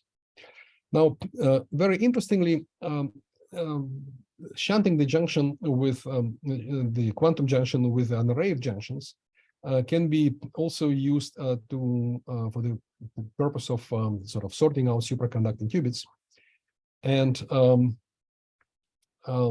there is a paper, I think it has been published in 2021. I didn't update the reference here, from MIT group, actually proposing a more general kind of view on the flux qubits. So in flux qubits, one can vary different parameters. One can vary number of junctions, which is used for forming the inductance. One can vary the area of the small junction of the quantum junction by changing its Josephson energy. One can play with the shunting capacitance moving along this axis, and one can also play with the ratio of the Josephson inductance of the quantum junction to the inductance introduced by series array of junctions. And this all has effect on the characteristic coherence times. It also has effect on the characteristic frequency and so forth. So in this picture, one can see this kind of carousel as a starting point is a Cooper pair box charge qubit. Then one goes to transmon by increasing the capacitance. And then by adding junctions in parallel, one goes to C-shunted flux qubit, and then to fluxonium by making the number of junctions even larger. And then by going back to, by avoiding this capacitance, one goes back to the generic flux qubit, which we already discussed also, and sort of move this this whole circle of varying the parameters. But in all this circle, there are these characteristic parameters such as the junction capacitance and inductance and critical current, the shunting inductance, and then factor gamma is the factor by which the area of every larger junction in this array is larger than the area of the smaller junction, which is sitting here. And by playing with this factor gamma and the number of junctions, one can also meet a particular goal, for example, satisfying the condition of having positive anharmonicity, which, as I said, is relevant for a number of applications. So more generally speaking, one can take this these generalized flux qubits. There is even a name for it, G-flux qubits, generalized flux qubit, and write the Hamiltonian such that one, of course, has the flux quantization condition of phi E is the external flux determined by the magnetic field which is applied, and then one adds into the inductance the cosine associated with the larger Josephson junctions. So this, by making the junctions connected in series, the inductance increases. So this is a factor of n, And since the phase drop on these junctions, on each of the junction becomes smaller, then this cosine has phi over n here. So there is effective charging energy, effective qubit capacitance, which comes as a sum of the all the capacitance is the junction, the shunting capacitance, the capacitance of the larger junctions, and capacitance of the gate, which is being used for controlling eventually the qubit. So making this Hamiltonian in the writing this Hamiltonian in the noise insensitive point, which means the half-flux quantum applied to the loop, and expanding up to the second order term, one gets the formula which is similar to this potential of the which we discussed already for the fluxonium, but now it has the factor of plus inside the power of 4. And it turns out that actually one can make the parameter such that the factor in front of the power 2 can be made to 0. So you have flux of fluxonium qubit if this factor gamma is smaller than n, but larger than 1. You are in the limit of transmon qubit and make Josephson plasma-like oscillations if this factor gamma is larger than n. N is the number of light junctions. However, if you have gamma exactly equal to n, then this coefficient in front of the power 2 term is cancelled to 0, and you're left with the power 4 term. Power 4 term is sort of moving from a harmonic potential into the rectangular box potential. So it's the first step that you are getting more flat bottom and then steep rising edges. And as you know, in the box, quantization in the box, in one-dimensional box, gives you the energy levels which are not equidistant, of course, but the anharmonicity is strongly positive. Here in the power 4, anharmonicity is there, and it's actually also positive. So in difference from harmonic oscillator, which has 0 harmonicity, of course, you go from soft harmonicity, which is a cosine potential, to another soft harmonicity, which has a different sign in the quartic potential. Quartic is potential of power 4. And this has really a significant advantage. So this is again the illustration. So if you're in the transmon regime, then you are having the slightly negative harmonicity. So this relative harmonicity is A divided by frequency of 0, 1. It's negative. So it's 1, 2 minus 0, 1, because 1, 2 is smaller than 0, 1. It's A is negative, and therefore it corresponds here to transmon. If you go to flux qubit, then harmonicity is strongly positive. But it requires, of course, then reaching the parameter such that gamma over n is smaller than 1. However, if you go to this condition that gamma divided by n is exactly equal to 1, then harmonicity is there, and it's slightly positive. So the realization of this regime is actually very, sorry, it's a different direction. It has multiple advantages, which I probably will not have time to discuss in detail, but just to give you an example, this quarton qubit, which can be used as a complementary qubit with transmon, is shown here. It contains only few Josephson junctions. In a way, one can think of this anharmonicity. This idea came into my mind now when telling you about that. One can think of this as a complementary pair of transistors. So if you have NPN transistor and PNP transistor, then you can make a device very symmetric, and combining those two actually makes the amplifier much more linear and much more practically useful than amplifier made of transistors of particular polarity. Now, here you basically combine two devices of opposite harmonicity, transmon and this quarton qubit, and this actually makes the schematics also much more convenient. On this plot, you see the parameter plane of qubit frequency, anharmonicity versus qubit frequency for different devices. And typically, fluxonium devices are all here. So the qubit frequency is quite low and harmonicity is quite high. But transmons, they're all down here. So transmons from IBM and from Google, they're all in here.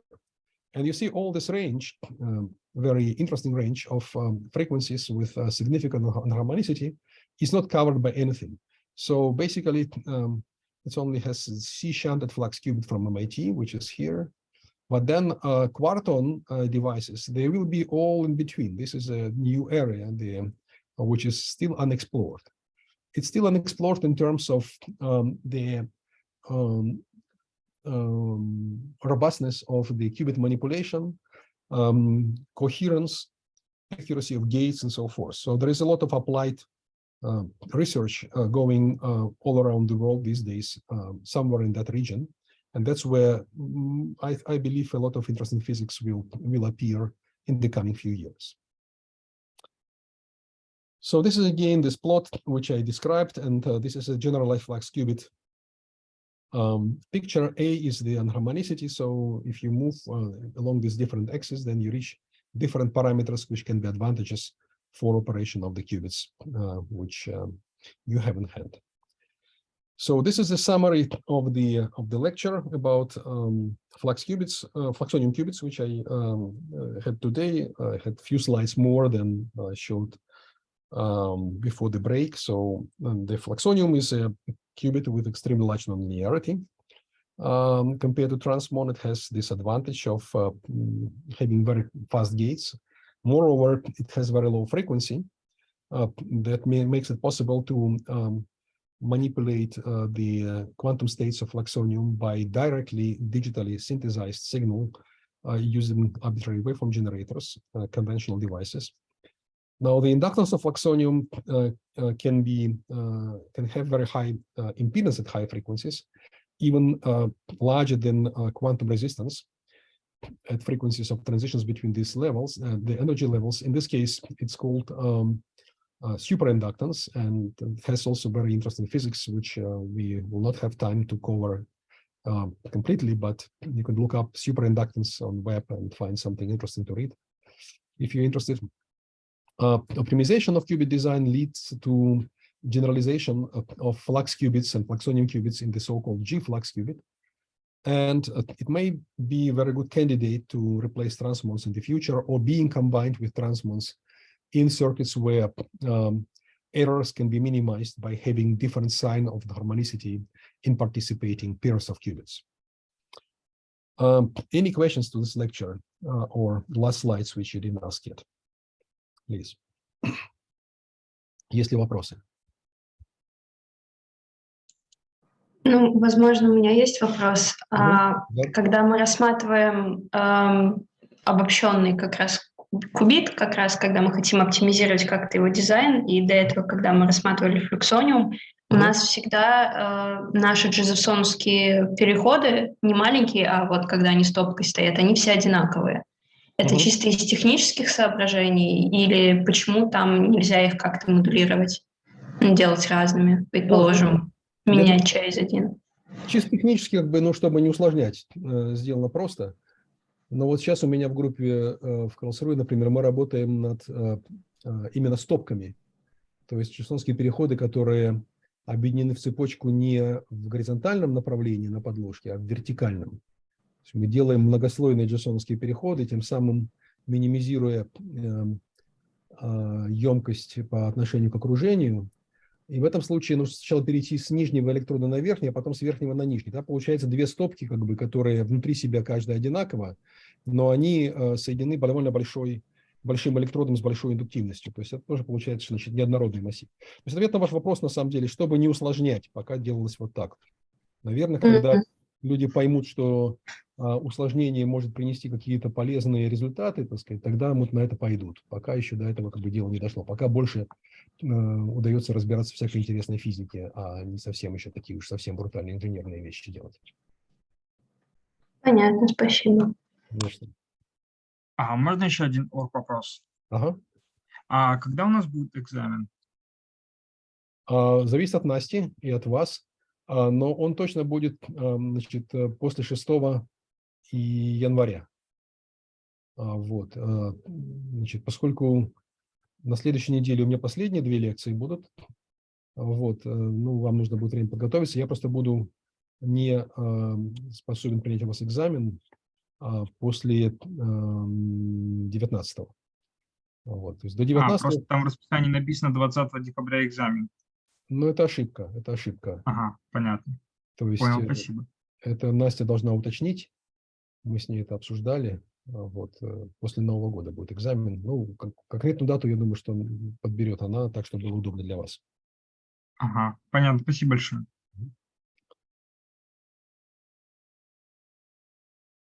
Ладно, хорошо, будем двигаться дальше, да? Давайте, тогда сейчас я расшарю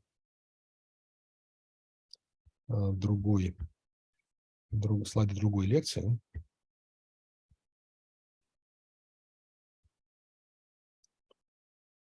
Вот.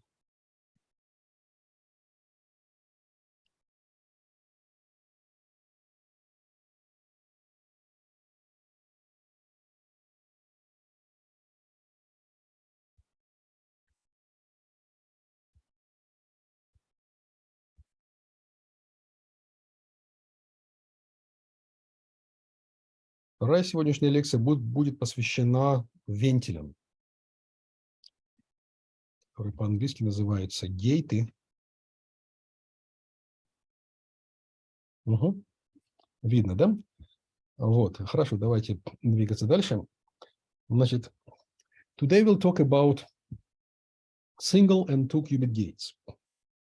And this picture shows some examples of two-qubit gates, which we are going to discuss at the second part of the lecture. Maybe we'll leave some of the material for the next week.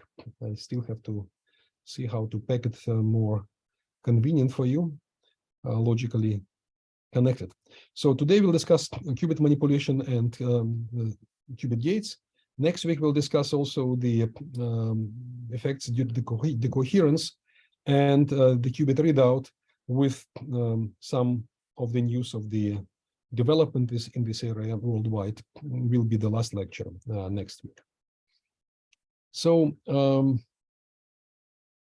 you know that for making the quantum computing possible, one has to be able to make single qubit gates and at least one 2-qubit gate, but at least means that it doesn't really mean effective computation. This means that you could basically do any type of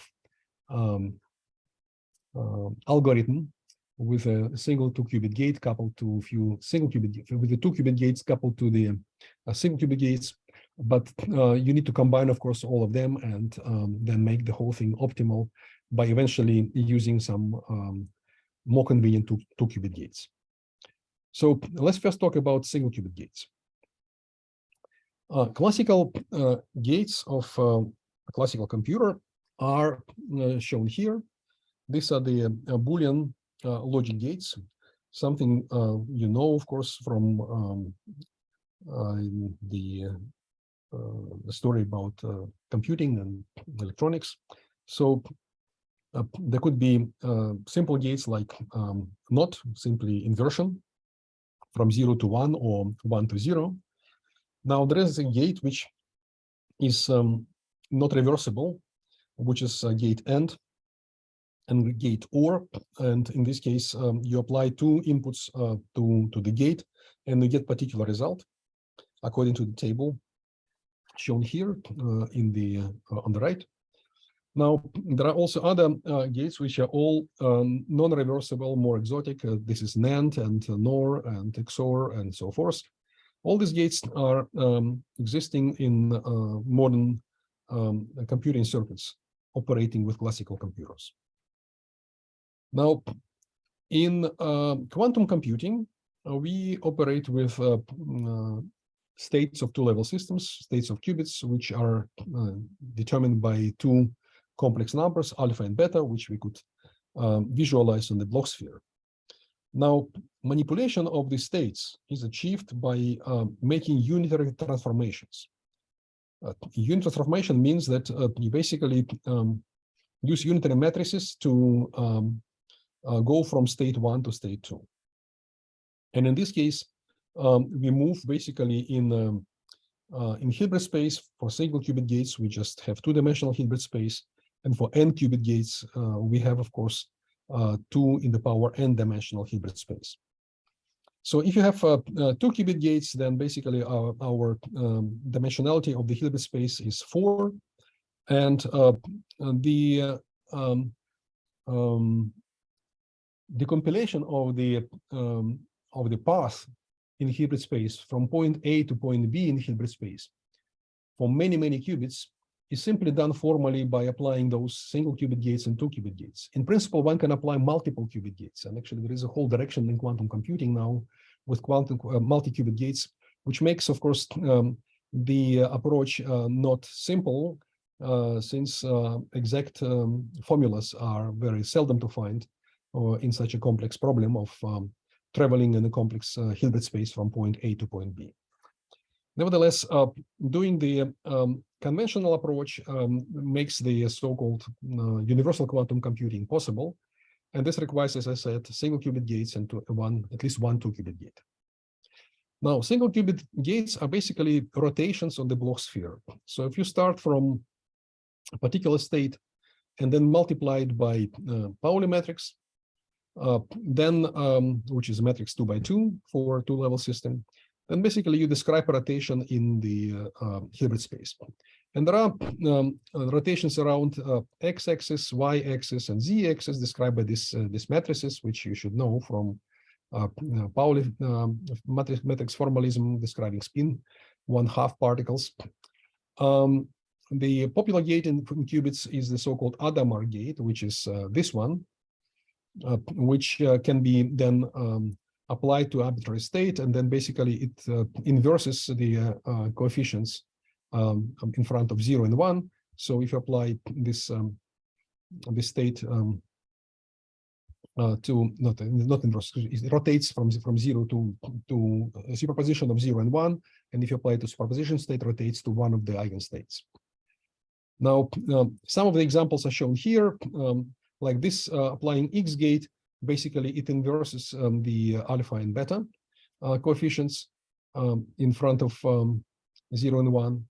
If you apply Adamar gate to this state, you get the sign instead of minus, sign plus, and so forth.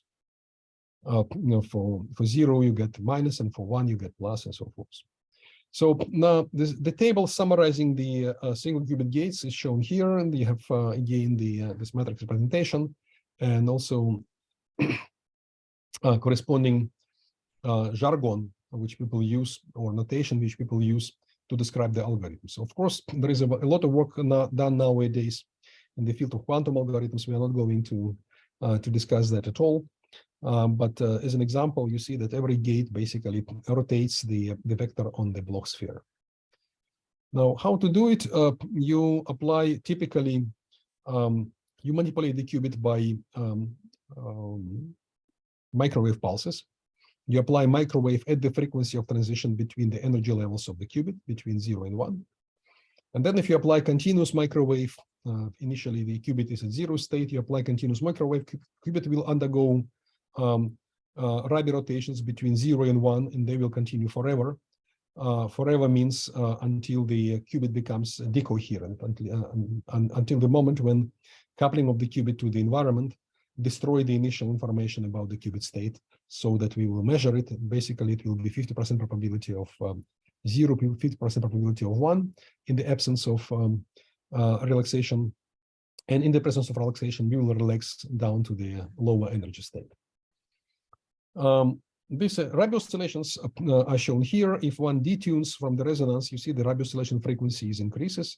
And basically, the formula for the Rabi oscillation is proportional to the amplitude of the driving field. So larger is the amplitude, larger is the frequency of the oscillations. And if you detune from the resonance, then your frequency of Rabi oscillations is a square root of the amplitude of the driving field square plus the square of the detuning from the resonance, which means like detune from this green line to, for example, 4.82 means detuning of roughly 7 megahertz away from the resonance. Now, if one cuts like half a period of the Rabi oscillations, then you go from state 0 to 1, and this is exactly what is called pi pulse. And this will be a pulse which you apply on the qubit to bring to make rotations, like for operation, for example, not. Now, depending on the phase of this driving field, you can rotate around different axes. And this phase is not obvious. It's always determined relative to the initial state, relative to the initial phase of the pulses, which you apply after another. If you apply twice shorter pulses, which are called pi over 2 pulses, then you basically prepare the superposition state of 0 and 1 if you start from one of them. And then at 0 detuning, there will be no oscillations. But if you detune from the resonance, then you will see this Ramsey fringes. And this is the free precession decay type oscillations, which occur due to the change of the accumulation of the phase by detuned driving in the rotation of a qubit around in the equatorial plane on the Bloch sphere. That's something we already discussed. Now let's make it a bit more formal.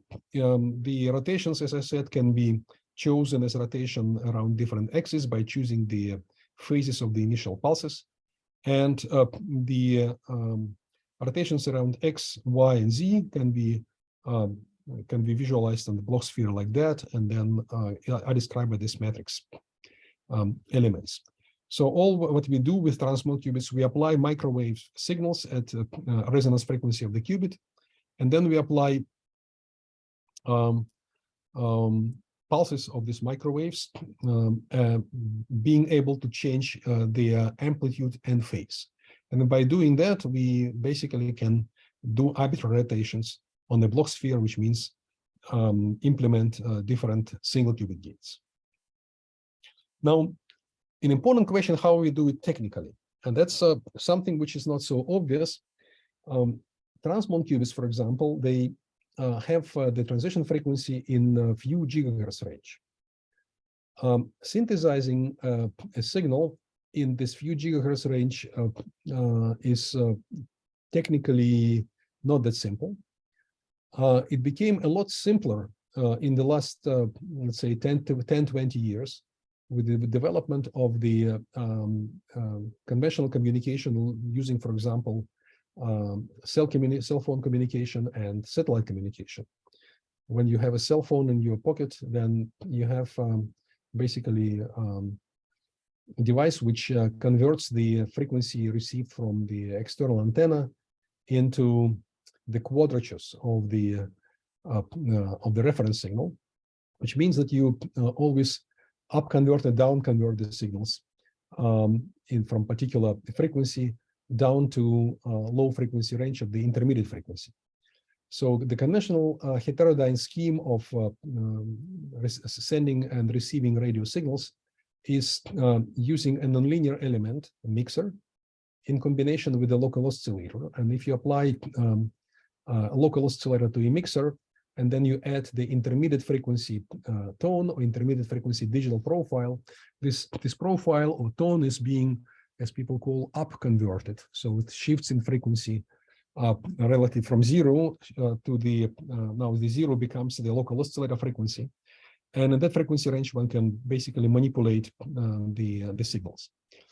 It will be ideal, of course, if we can directly digitize the signals, generate basically the signals directly, but the semiconductor electronics is not that fast yet, and it may occur in 6G, but didn't occur yet in 5G. So what people basically use nowadays, they use a device which is called mixer, which has 4 ports. This is the IQ mixer. Some mixers have 3 ports, but I will explain exactly what the IQ mixer is. It has the local oscillator signal, which is coming to the local oscillator port. This is a continuous signal. It's not a pulse, it's a continuous signal, basically. Then it has 2 ports, which are called, which are both intermediate frequency ports, but shifted by the phase in 90 degrees. So means that they modulate the local oscillator frequency with 90 degrees phase shift. And these signals, which are in the range below 1 gigahertz, are being generated digitally by arbitrary waveform generator, and then on I quadrature it will go to left port, and the Q quadrature it will go to the right port. Of course, one can choose I and Q arbitrary, but more intuitive imagination is that I is the amplitude, Q is the phase. But of course, as you know, if you shift the AC signal by 90 degrees, then what was the amplitude becomes the phase, and what was the phase becomes the amplitude.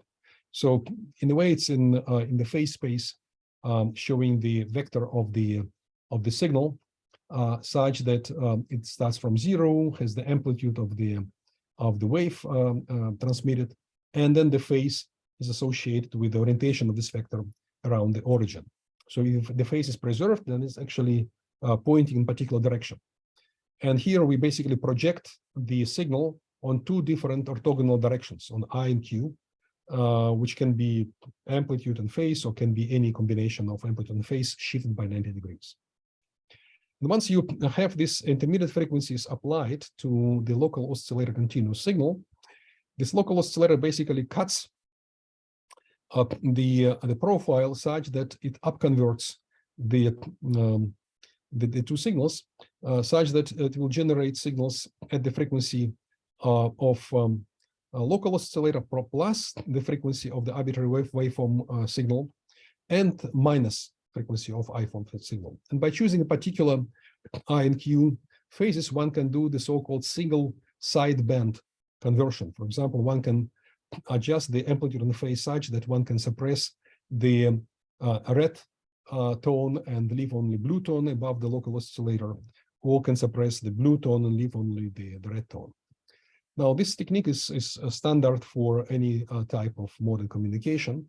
Basically, you're getting here the driving frequency, which will be the sum, as I said, of the local oscillator, sum of the difference of local oscillator and the arbitrary waveform generator frequency.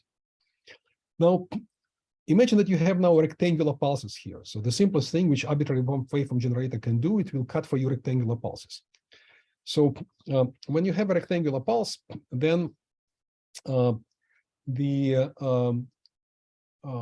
profile of your driving tone is going to be changing very sharp. So it was nothing, and then sharply you start oscillating, and then it's sharply cut. Obviously, if you make a Fourier transform of the rectangular profile, you get all the Fraunhofer tones, you get all the subtones in the Fourier space, which means that you generate a lot of unwanted frequencies. And the only convenient profile which you could do to be able to have a smooth representation in the frequency space is to generate pulses which will be modulated by the Gaussian profile. If you have a Gaussian profile and you Fourier transform the Gaussian profile, you get again the Gaussian. So this is really the power of that particular profile. And it turns out that actually that most precise gates, the most high fidelity gates, which have very little, very tiny errors, can be achieved by using Gaussian profiles for the amplitude, and using the derivative of the Gaussian profile for the phase. I think I have the next slide. Yes, this one exactly. Yeah. So you see, this is the so-called precision manipulation, a precise manipulation of qubits.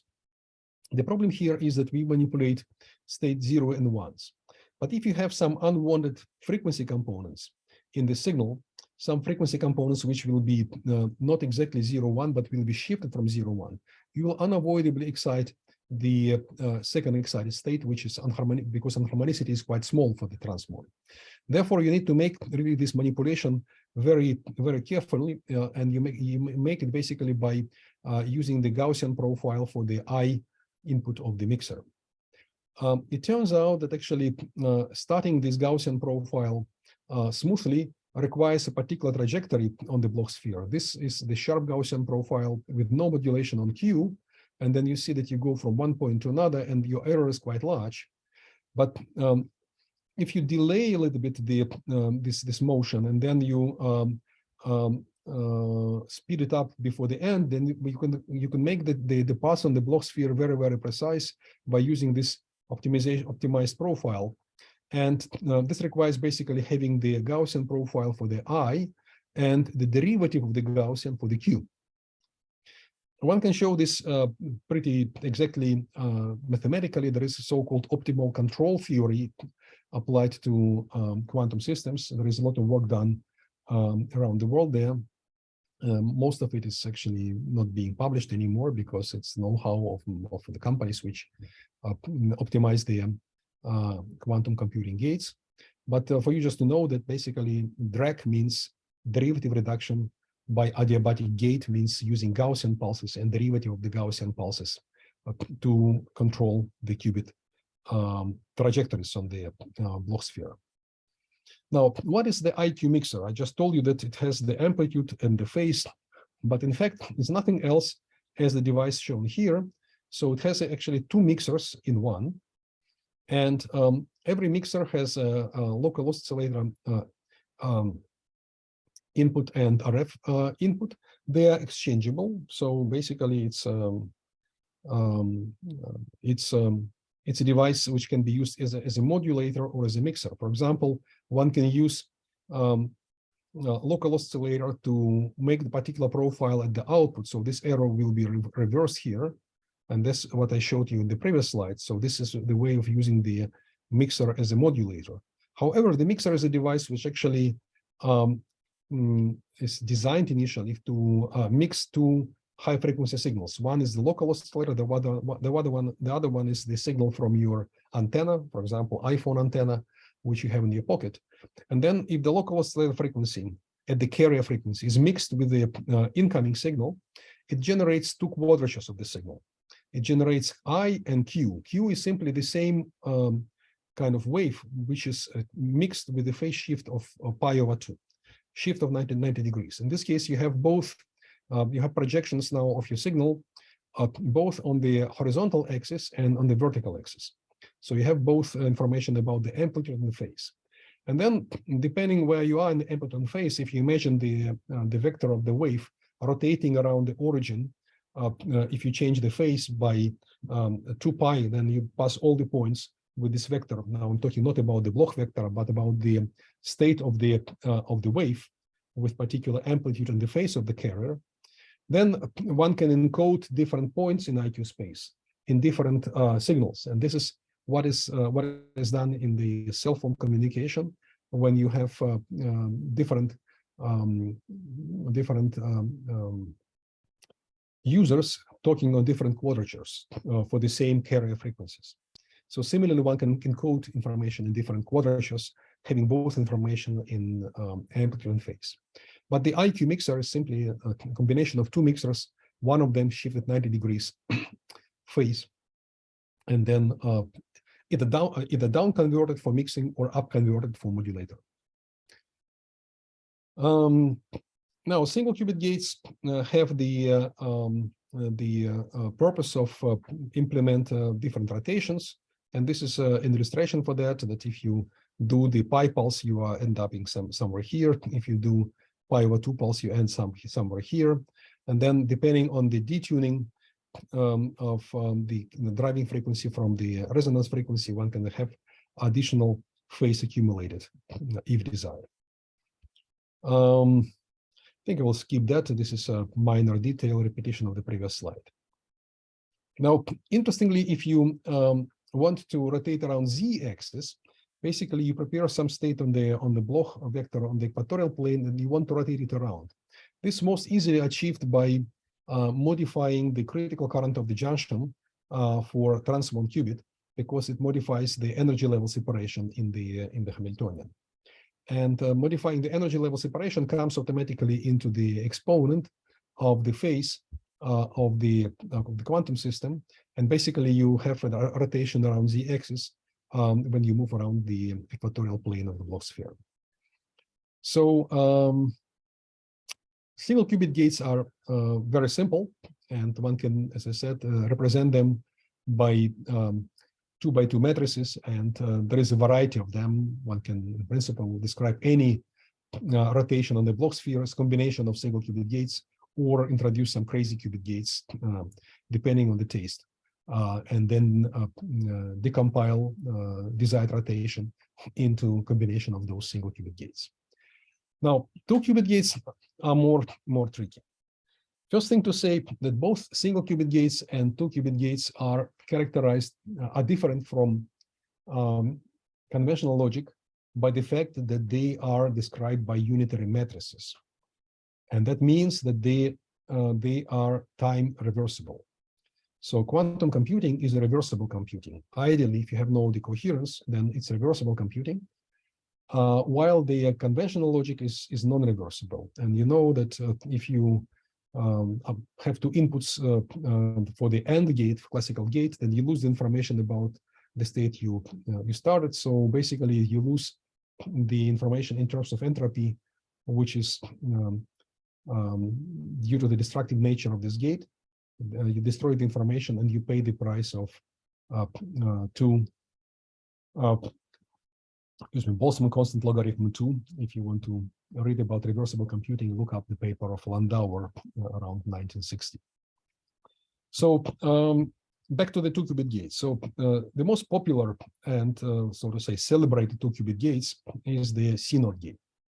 The CNOT gate is a very simple gate, which we already discussed in one of the first lectures. It makes the target qubit rotate if the control qubit is in the state 1. So if the control qubit is in the state 1, then the target qubit changes its state. So if you start from 0, 0, it's 0, 0. Control qubit is in the state 0. If it's in the state 0, 1, first qubit is control qubit, then the result is state 0, 1. But if the control qubit is 1, then the target qubit, which is the second one, changes the state from 0 to 1. And if the control qubit is in the state 1 and the target qubit is in the state 1, then the resulting state is 1, 0. So one can easily see that this kind of gate is described by this kind of matrix. Now we deal with a 4-dimensional Hilbert space, so it's a matrix 4 by 4. And there are also other types of gates, so-called C-phase gate, which is described, also popular gate described by this matrix. But in principle, one can also have some gates which will have some arbitrary angle of rotation around particular axis in 4-dimensional Hilbert space. Now, ideal 2-qubit gate requires that you need to apply an operator acting on the qubit only when you want. And if you want to apply 2-qubit gates, you only do it when you want. So you would like to have the following properties of the 2-qubit gates. You want to have this gate either on or off. So if you don't want to have this gate, it has to be switched off. You need some kind of switch for that. You don't want to introduce any other parasitic coupling, so dephasing due to applying the gates. You, of course, do not want to have any leakage into non-computational states. You want to have really these gates as simple as possible and very, very robust. And satisfying these requirements is not easy at all. So this makes the whole complication of qubit designs and practical gates when it goes to practical implementation of superconducting quantum computers.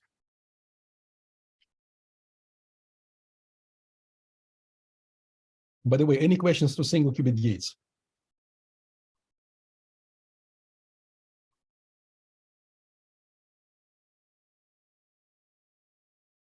Okay, you all know this. That's very good. Let's move on.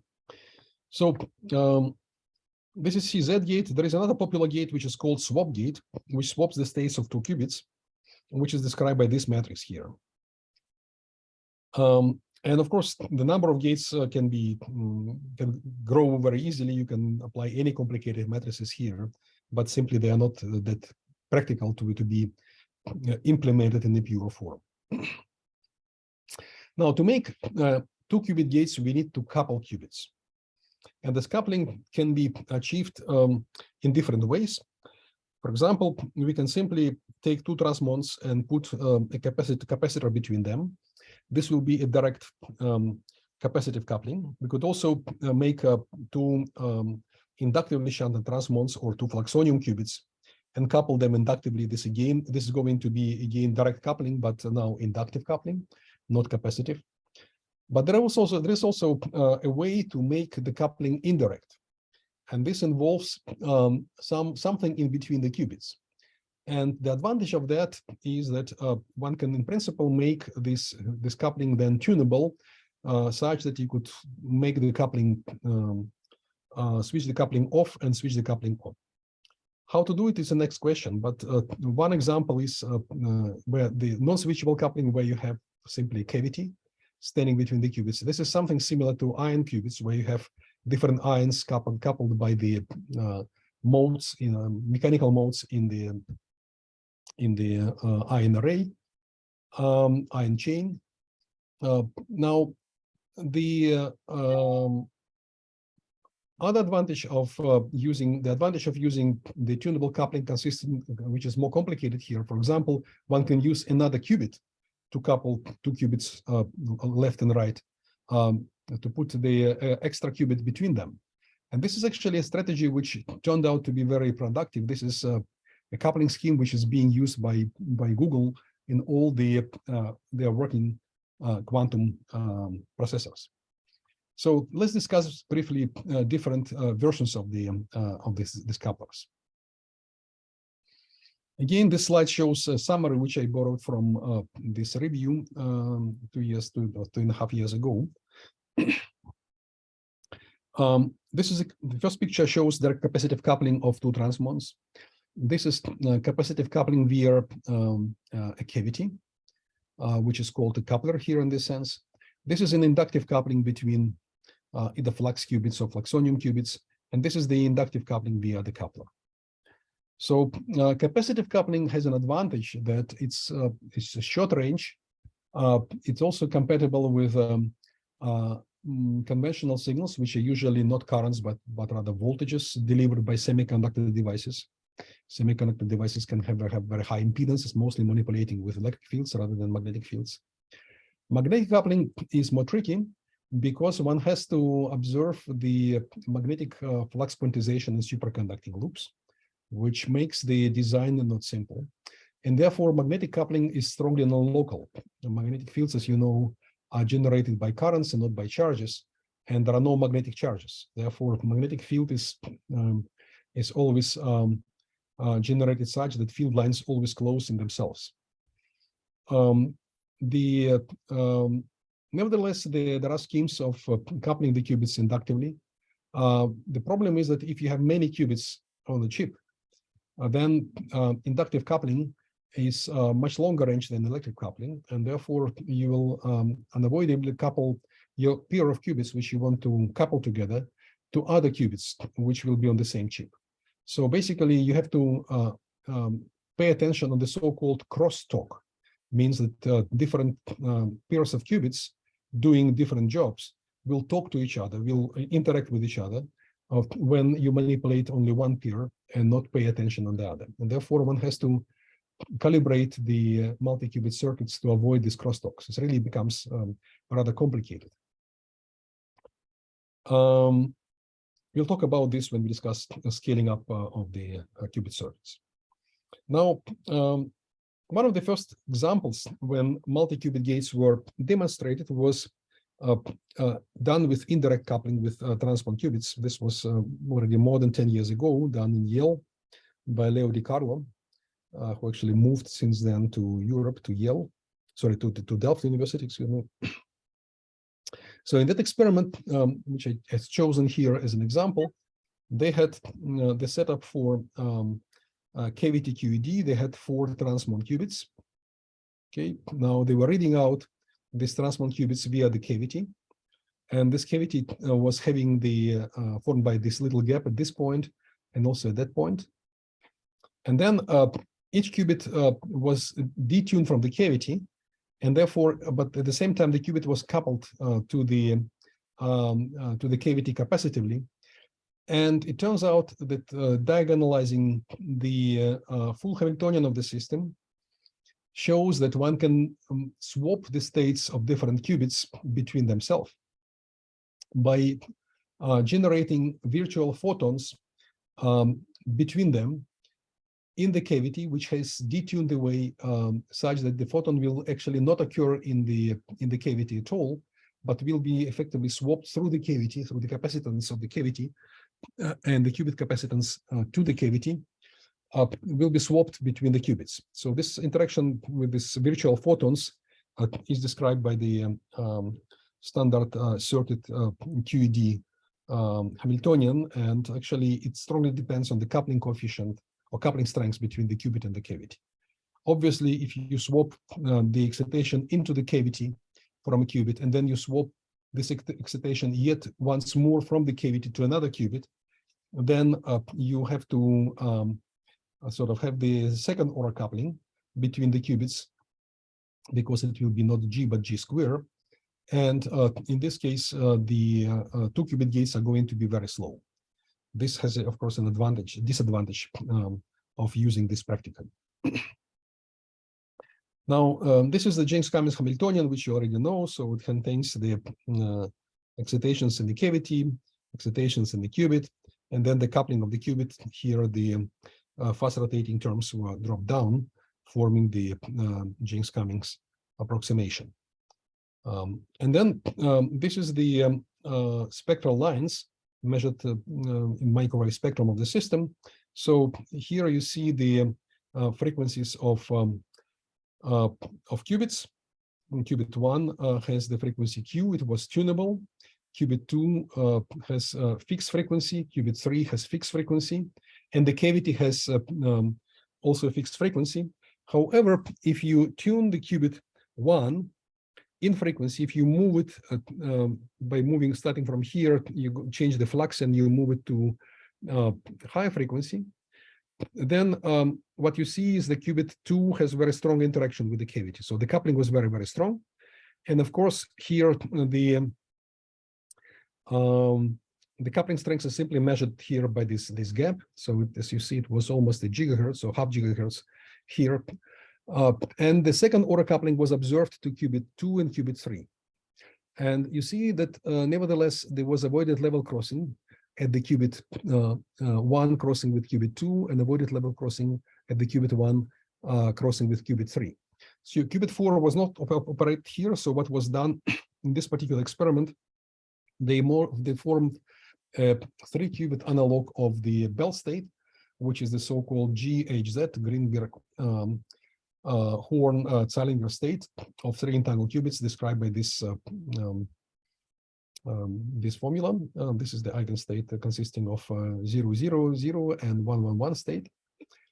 And this was prepared using the algorithm of rotations around y-axis and the corresponding 2 qubit gates between qubits. So two qubit gates were achieved simply by preparing, for example, the qubit 1 in the excited state, then tuning it to the frequency close to the frequency of qubit 2, and then simply waiting there. And then if you have a splitting here, let's say 10 megahertz, for example, if it's 10 megahertz, then once you prepare the state of the system, which does not correspond to the eigenstate of this new Hamiltonian corresponding to this interaction at this frequency, the state will evolve in time. It will not remain stationary, it will evolve in time. And that means that actually the qubit, the excitation, which was initially in the qubit 1, will be swapped in the qubit 2 after some time, and then swapped back after the same time. So this will be this kind of swap oscillations between the 2 qubits due to the preparation of the non-eigenstate of the Hamiltonian. And the frequency of this swap oscillations is simply the frequency of the splitting here, which is observed near my arrow here. So basically, you need to wait the time there, which is the half of the inverse frequency of the splitting, and then you will swap the excitation from qubit 1 to qubit 2. If you wait only half of this time, then basically you share the excitation between 1 and 2. But to stop these oscillations, you need to detune the qubit 1 away. In a very similar way, you could also manipulate qubit 1 and qubit 3 and so forth. And by doing the swap oscillations with qubit 1 and qubit 2 first, and then moving qubit 1 to qubit 3 next, you will basically form an entangled state of all 3 qubits after this particular manipulation. And this is more or less what was done in this plot here without going into detail. Basically, they achieved quite high fidelity of about 88%. So basically, they had achieved the error rate about 12% during this manipulation. So now more practical are the 2-qubit gates which are achieved with tunable couplers. And here you have basically an idea which was brought up first by Google team, then also explored by other people. Now this particular study is the work of the MIT group led by William Oliver, published a few years ago. Now you have here a tunable qubit 1, which is this red part of the circuit, and then we have a tunable qubit 2, which is the blue part of the circuit. In between here you have a qubit very similar to those two, which is operated as a tunable coupler. What means tunable coupler? If you change the magnetic flux applied to this black squid of the tunable coupler qubit, then you change the frequency of that qubit in a certain range. And if you combine the frequencies of qubits such that this coupler is detuned away from frequencies of both qubit 1 and qubit 2, then the coupling is effectively very small. While if you tune the qubit 2 in qubit in resonance, then the coupling becomes very, very strong on resonance, and basically the excitation can be quickly swapped between 1 and 2. Now, the picture to the right is the picture of the energy levels, which actually tells that there is an effective coupling between qubit 1 and 2, which is shown here by the coupling coefficient G12, which occurs through 3 capacitors. It occurs through the capacitance C1, which is just the geometric capacitance always present there, and it occurs through the capacitance C1 and C2C, which are 2 capacitors below. And the idea is, it's very, very, very clever. Pay attention now. The idea is that basically, imagine that you introduce here the coupling through the capacitance C1, 2. This coupling is always such that you induce here charges such that inducing positive charge on the left qubit of the first qubit, you will introduce negative charge on the right qubit. So in a way, this coupling is sort of negative capacitive coupling with, or if you want, it's with a phase of pi coupling between the oscillations in 2 qubits. Now imagine that you bring the circuit, which is here in the middle, into resonance. You know that resonance means that the phase of the oscillations in the resonating circuit goes through a large phase shift exactly at the resonance. Below the resonance frequency, the oscillations are in phase with the driving signal, and above the resonance frequency, the oscillations are out of phase with the driving signal. That means that by tuning the resonance circuit either below or above the resonance, one can make this capacitive coupling either positive or negative. And the idea is basically to adjust the parameters such that this circuit is being tuned to positive coupling, compensates for the coupling of the capacitance C1, 2.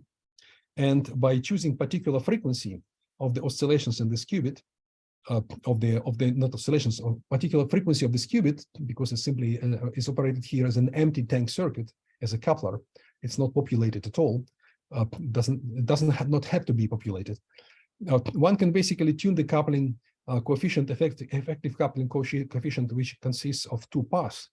Above pass through C12 and below pass through C1C and C2C. One can make effective coupling equal to 0. So basically, having a direct capacitive coupling C12 and tunable coupler, one can make the coupling cancel a particular flux applied to this black qubit in the middle. Now the whole circuit is shown here below. So you see two qubits. They have both readout lines, and they have the control lines and so forth. The coupler does not have any readout line. We don't need to know its quantum state at all. We only manipulated frequency, and then the coupling is implemented in a clever form. Now, this is the Hamiltonian for coupling, for this coupling scheme between two qubits through a tunable coupler. Here, you see two coupling channels, G12 and then G1, G2. And then you have three groups of terms in the Hamiltonian. You have two qubits with the coupler, you have qubit coupler coupling, and then you have qubit coupling, which has this G12 direct coupling between the qubits.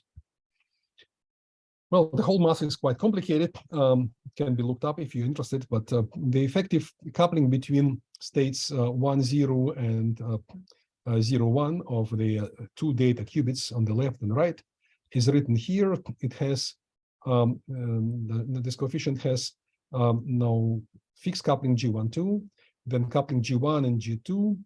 Then it has also the coupling associated with detuning of the qubits from the detuning of the coupler from the qubit frequencies, and also detuning of the qubits from each other. So these are the terms delta 1, delta 2, sigma 1, and sigma 2. So, and you see that it has some signs as plus and some signs as minus. And the trick is really to find a combination here so that one can make, under normal condition, this coupling switched off, such that this whole term actually, I mean, this term and this term, when they cancel each other. So this is looks complicated, but turned out to be doable, and that's what actually Google does all the time in their quantum circuit. This is again a bit more detailed, the same formulas, but now the resulting coupling strengths in megahertz calculated, and this is the coupler frequency, which is tuned by changing the magnetic flux in this loop. And you see that below 5.5 gigahertz frequency of the coupler, this coupling is negative, above it's positive, and exactly in the middle is exactly 0. And this is why the whole thing is actually working. So one makes a tunable coupler out of another qubit of tunable frequency. Now, the problem here, there are many problems here, of course, but the key problem is that this coupling does not completely remove the interaction between the qubits. Since the qubits are not ideal, they have also the second excited state. It turns out that due to the interaction between the second excited state of each qubit with the state 1, 1, when both qubits are excited, doing the gates becomes the gates become non-ideal. There is always the additional ZZ coupling, which is described by this formula here. I don't have time to go into detail. Actually, it's a whole big area of research, but it turns out that one can actually make this coupling either positive or negative depending on the anharmonicity of the qubit. And it turns out that if one combines a transmon qubit with the G-flux qubit of exactly the same in magnitude but opposite in sign and harmonicity, then one can basically cancel out this parasitic ZZ coupling. So parasitic ZZ coupling is something which is very bad because it generates so-called coherent errors. It's not the errors which are due to the loss of information in qubits, errors which are due to the coupling to the environment. These are errors which are always there, and they're intrinsic to these quantum systems, which are only approximately two-level systems. And therefore, for a long time, it was really a difficult problem to compensate for this ZZ coupling, but more recently, people learned how to do it, but nevertheless, it's not simple. Yet another example of the two-qubit gates is the two-qubit gates, which can be achieved by coupling the qubits directly. This is the capacitive coupling between the qubits shown here, described by this Hamiltonian. This is the coupling of two qubits directly. And then here you see again the picture of the qubit levels when the qubits are tuned between different points. So here, the frequency of the qubit of the second qubit is fixed, and the state 0, 1 is having the frequency of about 4.6 gigahertz. Now the qubit, this is the second qubit. The first qubit, when excited into this excited state, can be tuned then in frequency by magnetic flux. And then in the region where these frequencies cross, you already know this, there will be a swap gate. If you wait half a period, it will become a square root of swap. Depending on the phase, it can be also called I swap. Actually, it's I swap if you discuss this directly in terms of matrices. And this is a possibility of making the I swap gate. At the same time, one can also use non-computational state of the system, the state 2.0, for implementing the C phase gate. So as a result, the state 2.0 will be populated only during the gate itself, and then after the gate is finished, it will be empty again. So this interaction through the non-computational states is also kind of popular direction of implementing multi-qubit gates with superconducting qubits. So basically here, excuse me, you have the 0-2 transition for superconducting qubit. This is the state 2 of the first qubit. This was the state 1, the orange, and this lila violet curve is the state 2. And then the state 0-2 of the second qubit is around here, and then the state 1-1 of the coupled qubit system is basically a sum of the two frequencies. This is the sum of this frequency and that frequency. It's here, roughly. And then if you tune now the qubit tune qubit 1 again in its second excited state, it crosses with the state here. You see it has a crossing with the state of the 1-1. It has a crossing with the state 2-0. And basically by traveling to this point and back, one accumulates the phase and occupies the states in the four-dimensional Hilbert space such that a particular states will be finally occupied and entangled with initial state of the initial state of uncoupled qubit system. Well, all that is not simple. It's rather complicated, and studying a particular gate can take the whole seminar. So I'm not really in a position, unfortunately, to show you a lot of examples here. But as an illustration, this is the I swap gate, which is very simple, which I already discussed. That's where you go into swapping the excitation between first and second qubit by tuning the first qubit to the frequency of the second qubit. And this is what happens, how it describes by the matrices. It, of course, depends on the time standing here, which you wait at the point of avoid level crossing. But when you come to that point and you go away from this point, of course, there will be also additional errors, and one needs to measure those errors, calibrate for those errors, and then cancel them out in the final implemented gates. And there is a lot of work which is hidden here. So some of these things you could do analytically, some of this you cannot. Many of them you could solve by evolutional learning and even applying machine learning to making error-free single and two qubit gates. Simply by doing the measurement of the final state, one can make the gates much more efficient and learn from errors which occur during the way. I think I will skip that one. I want to mention something which is done only by one company so far, or maybe by two. I think by two. Both Rigetti and IBM. They have chosen different paths to couple qubits, and they use non-tunable qubits and apply gates using only microwaves. And here the idea is to use the fixed frequency coupler between two fixed frequency qubits. The qubits are not exactly the same frequencies. They have some frequencies which need to be learned from testing the circuit. And then one applies a particular combination of microwave tones, typically at the frequency of the so-called cross resonance, which means that the frequency of the difference between the frequencies of the two qubits. Without going into detail, I'll leave you with this, this picture here that you could do by applying this combinational tones. One can apply then to states of individual qubits and then do swap operations between 1 and 0 by applying these parametric gates, and also use some non-computational states like 2, 0 by manipulating the system to arrive into state 1, 1 and so forth. So this is a level structure of two coupled qubits, which by itself already is quite complicated.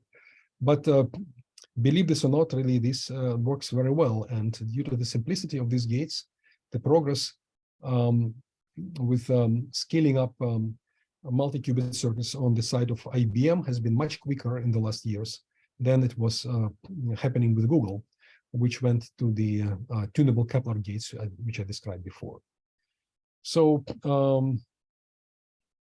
it's again a bit some story of the of this parametric gates. So one can apply also gates to the virtual level or this unoccupied levels and so forth, and achieve by that efficient rotation. So this is the whole field which is being developed over the last let's say 6-7 years, and is also quite complex.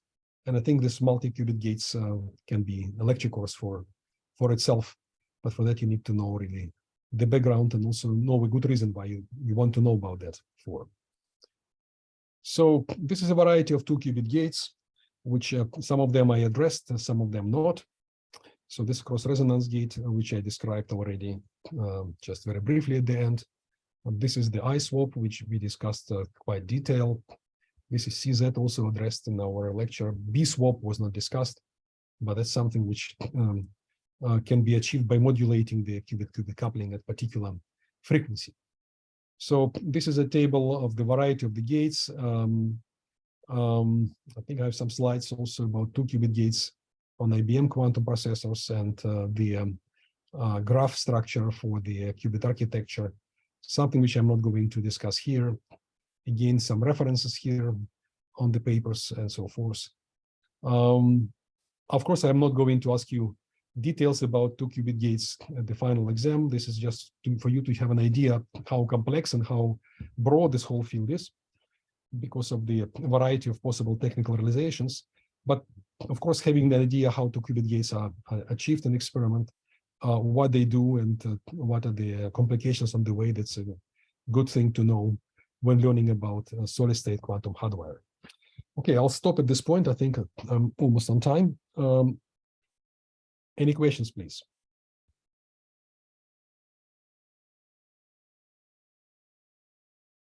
Пожалуйста, вопросы.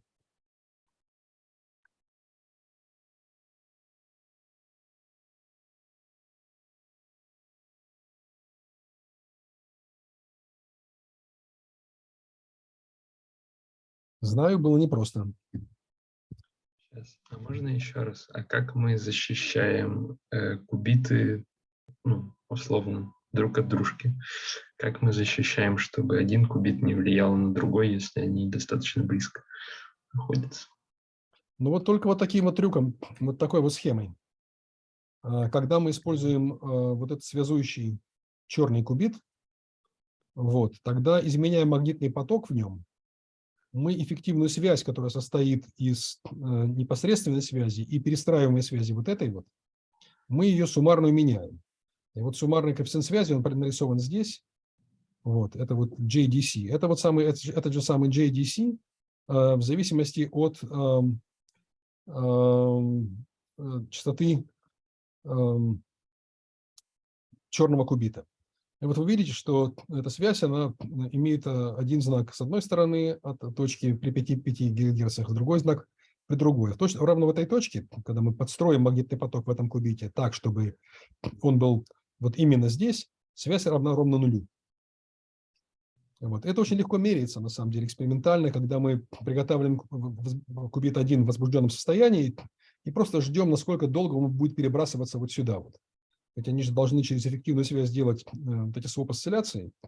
И оказывается, что вот именно в этой точке, когда вот частота вот ровно эта, связь равна нулю, и тогда состояние не перебрасывается, они полностью изолированы оказываются. Ну, то есть по факту нужно вот, так сказать, ставить вспомогательный кубит между любыми двумя парами. Да, именно так. По-другому никак. Просто, ну, то есть вот этим вот вспомогательным кубитом мы можем по факту менять эффективную связь. Ну, то Да. есть мы же его можем настраивать, и мы можем как бы... Да, мы можем, даже связь мы можем настраивать. То есть, если мы хотим включить, сделать двухкубитный гейт, мы можем этот кубит отвести сюда, например, или сюда. Понятно, что лучше его отвести сюда, потому что в этом случае связь будет больше, и этот вентиль произойдет, этот гейт произойдет за короткое время. Вот, поэтому мы должны, как говорят, калибровать каждую пару кубитов в процессоре. То есть, на самом деле, калибровка квантового процессора – это очень трудоемкая процедура, которая занимает долгие часы, дни и даже месяцы. Вот. И даже кто-то пошутил однажды, Джон Мартинес пошутил, что оптимизация рабочей точки квантового компьютера на сверхпроводниках требует квантового компьютера для ее оптимизации. Очень много параметров нужно учесть, и все вот эти вот кросстоки, то есть перекрестные взаимодействия нежелательные между разными парами кубитов, это все необходимо учитывать. Я вам об этом немножко расскажу чуть позже, в конце последней лекции. Хорошо, ладно. Спасибо. Еще вопросы, пожалуйста. А сколько у нас в целом лекций осталось? 2. Завтра, через неделю, во вторник у нас будет последняя двойная лекция. Спасибо. Угу.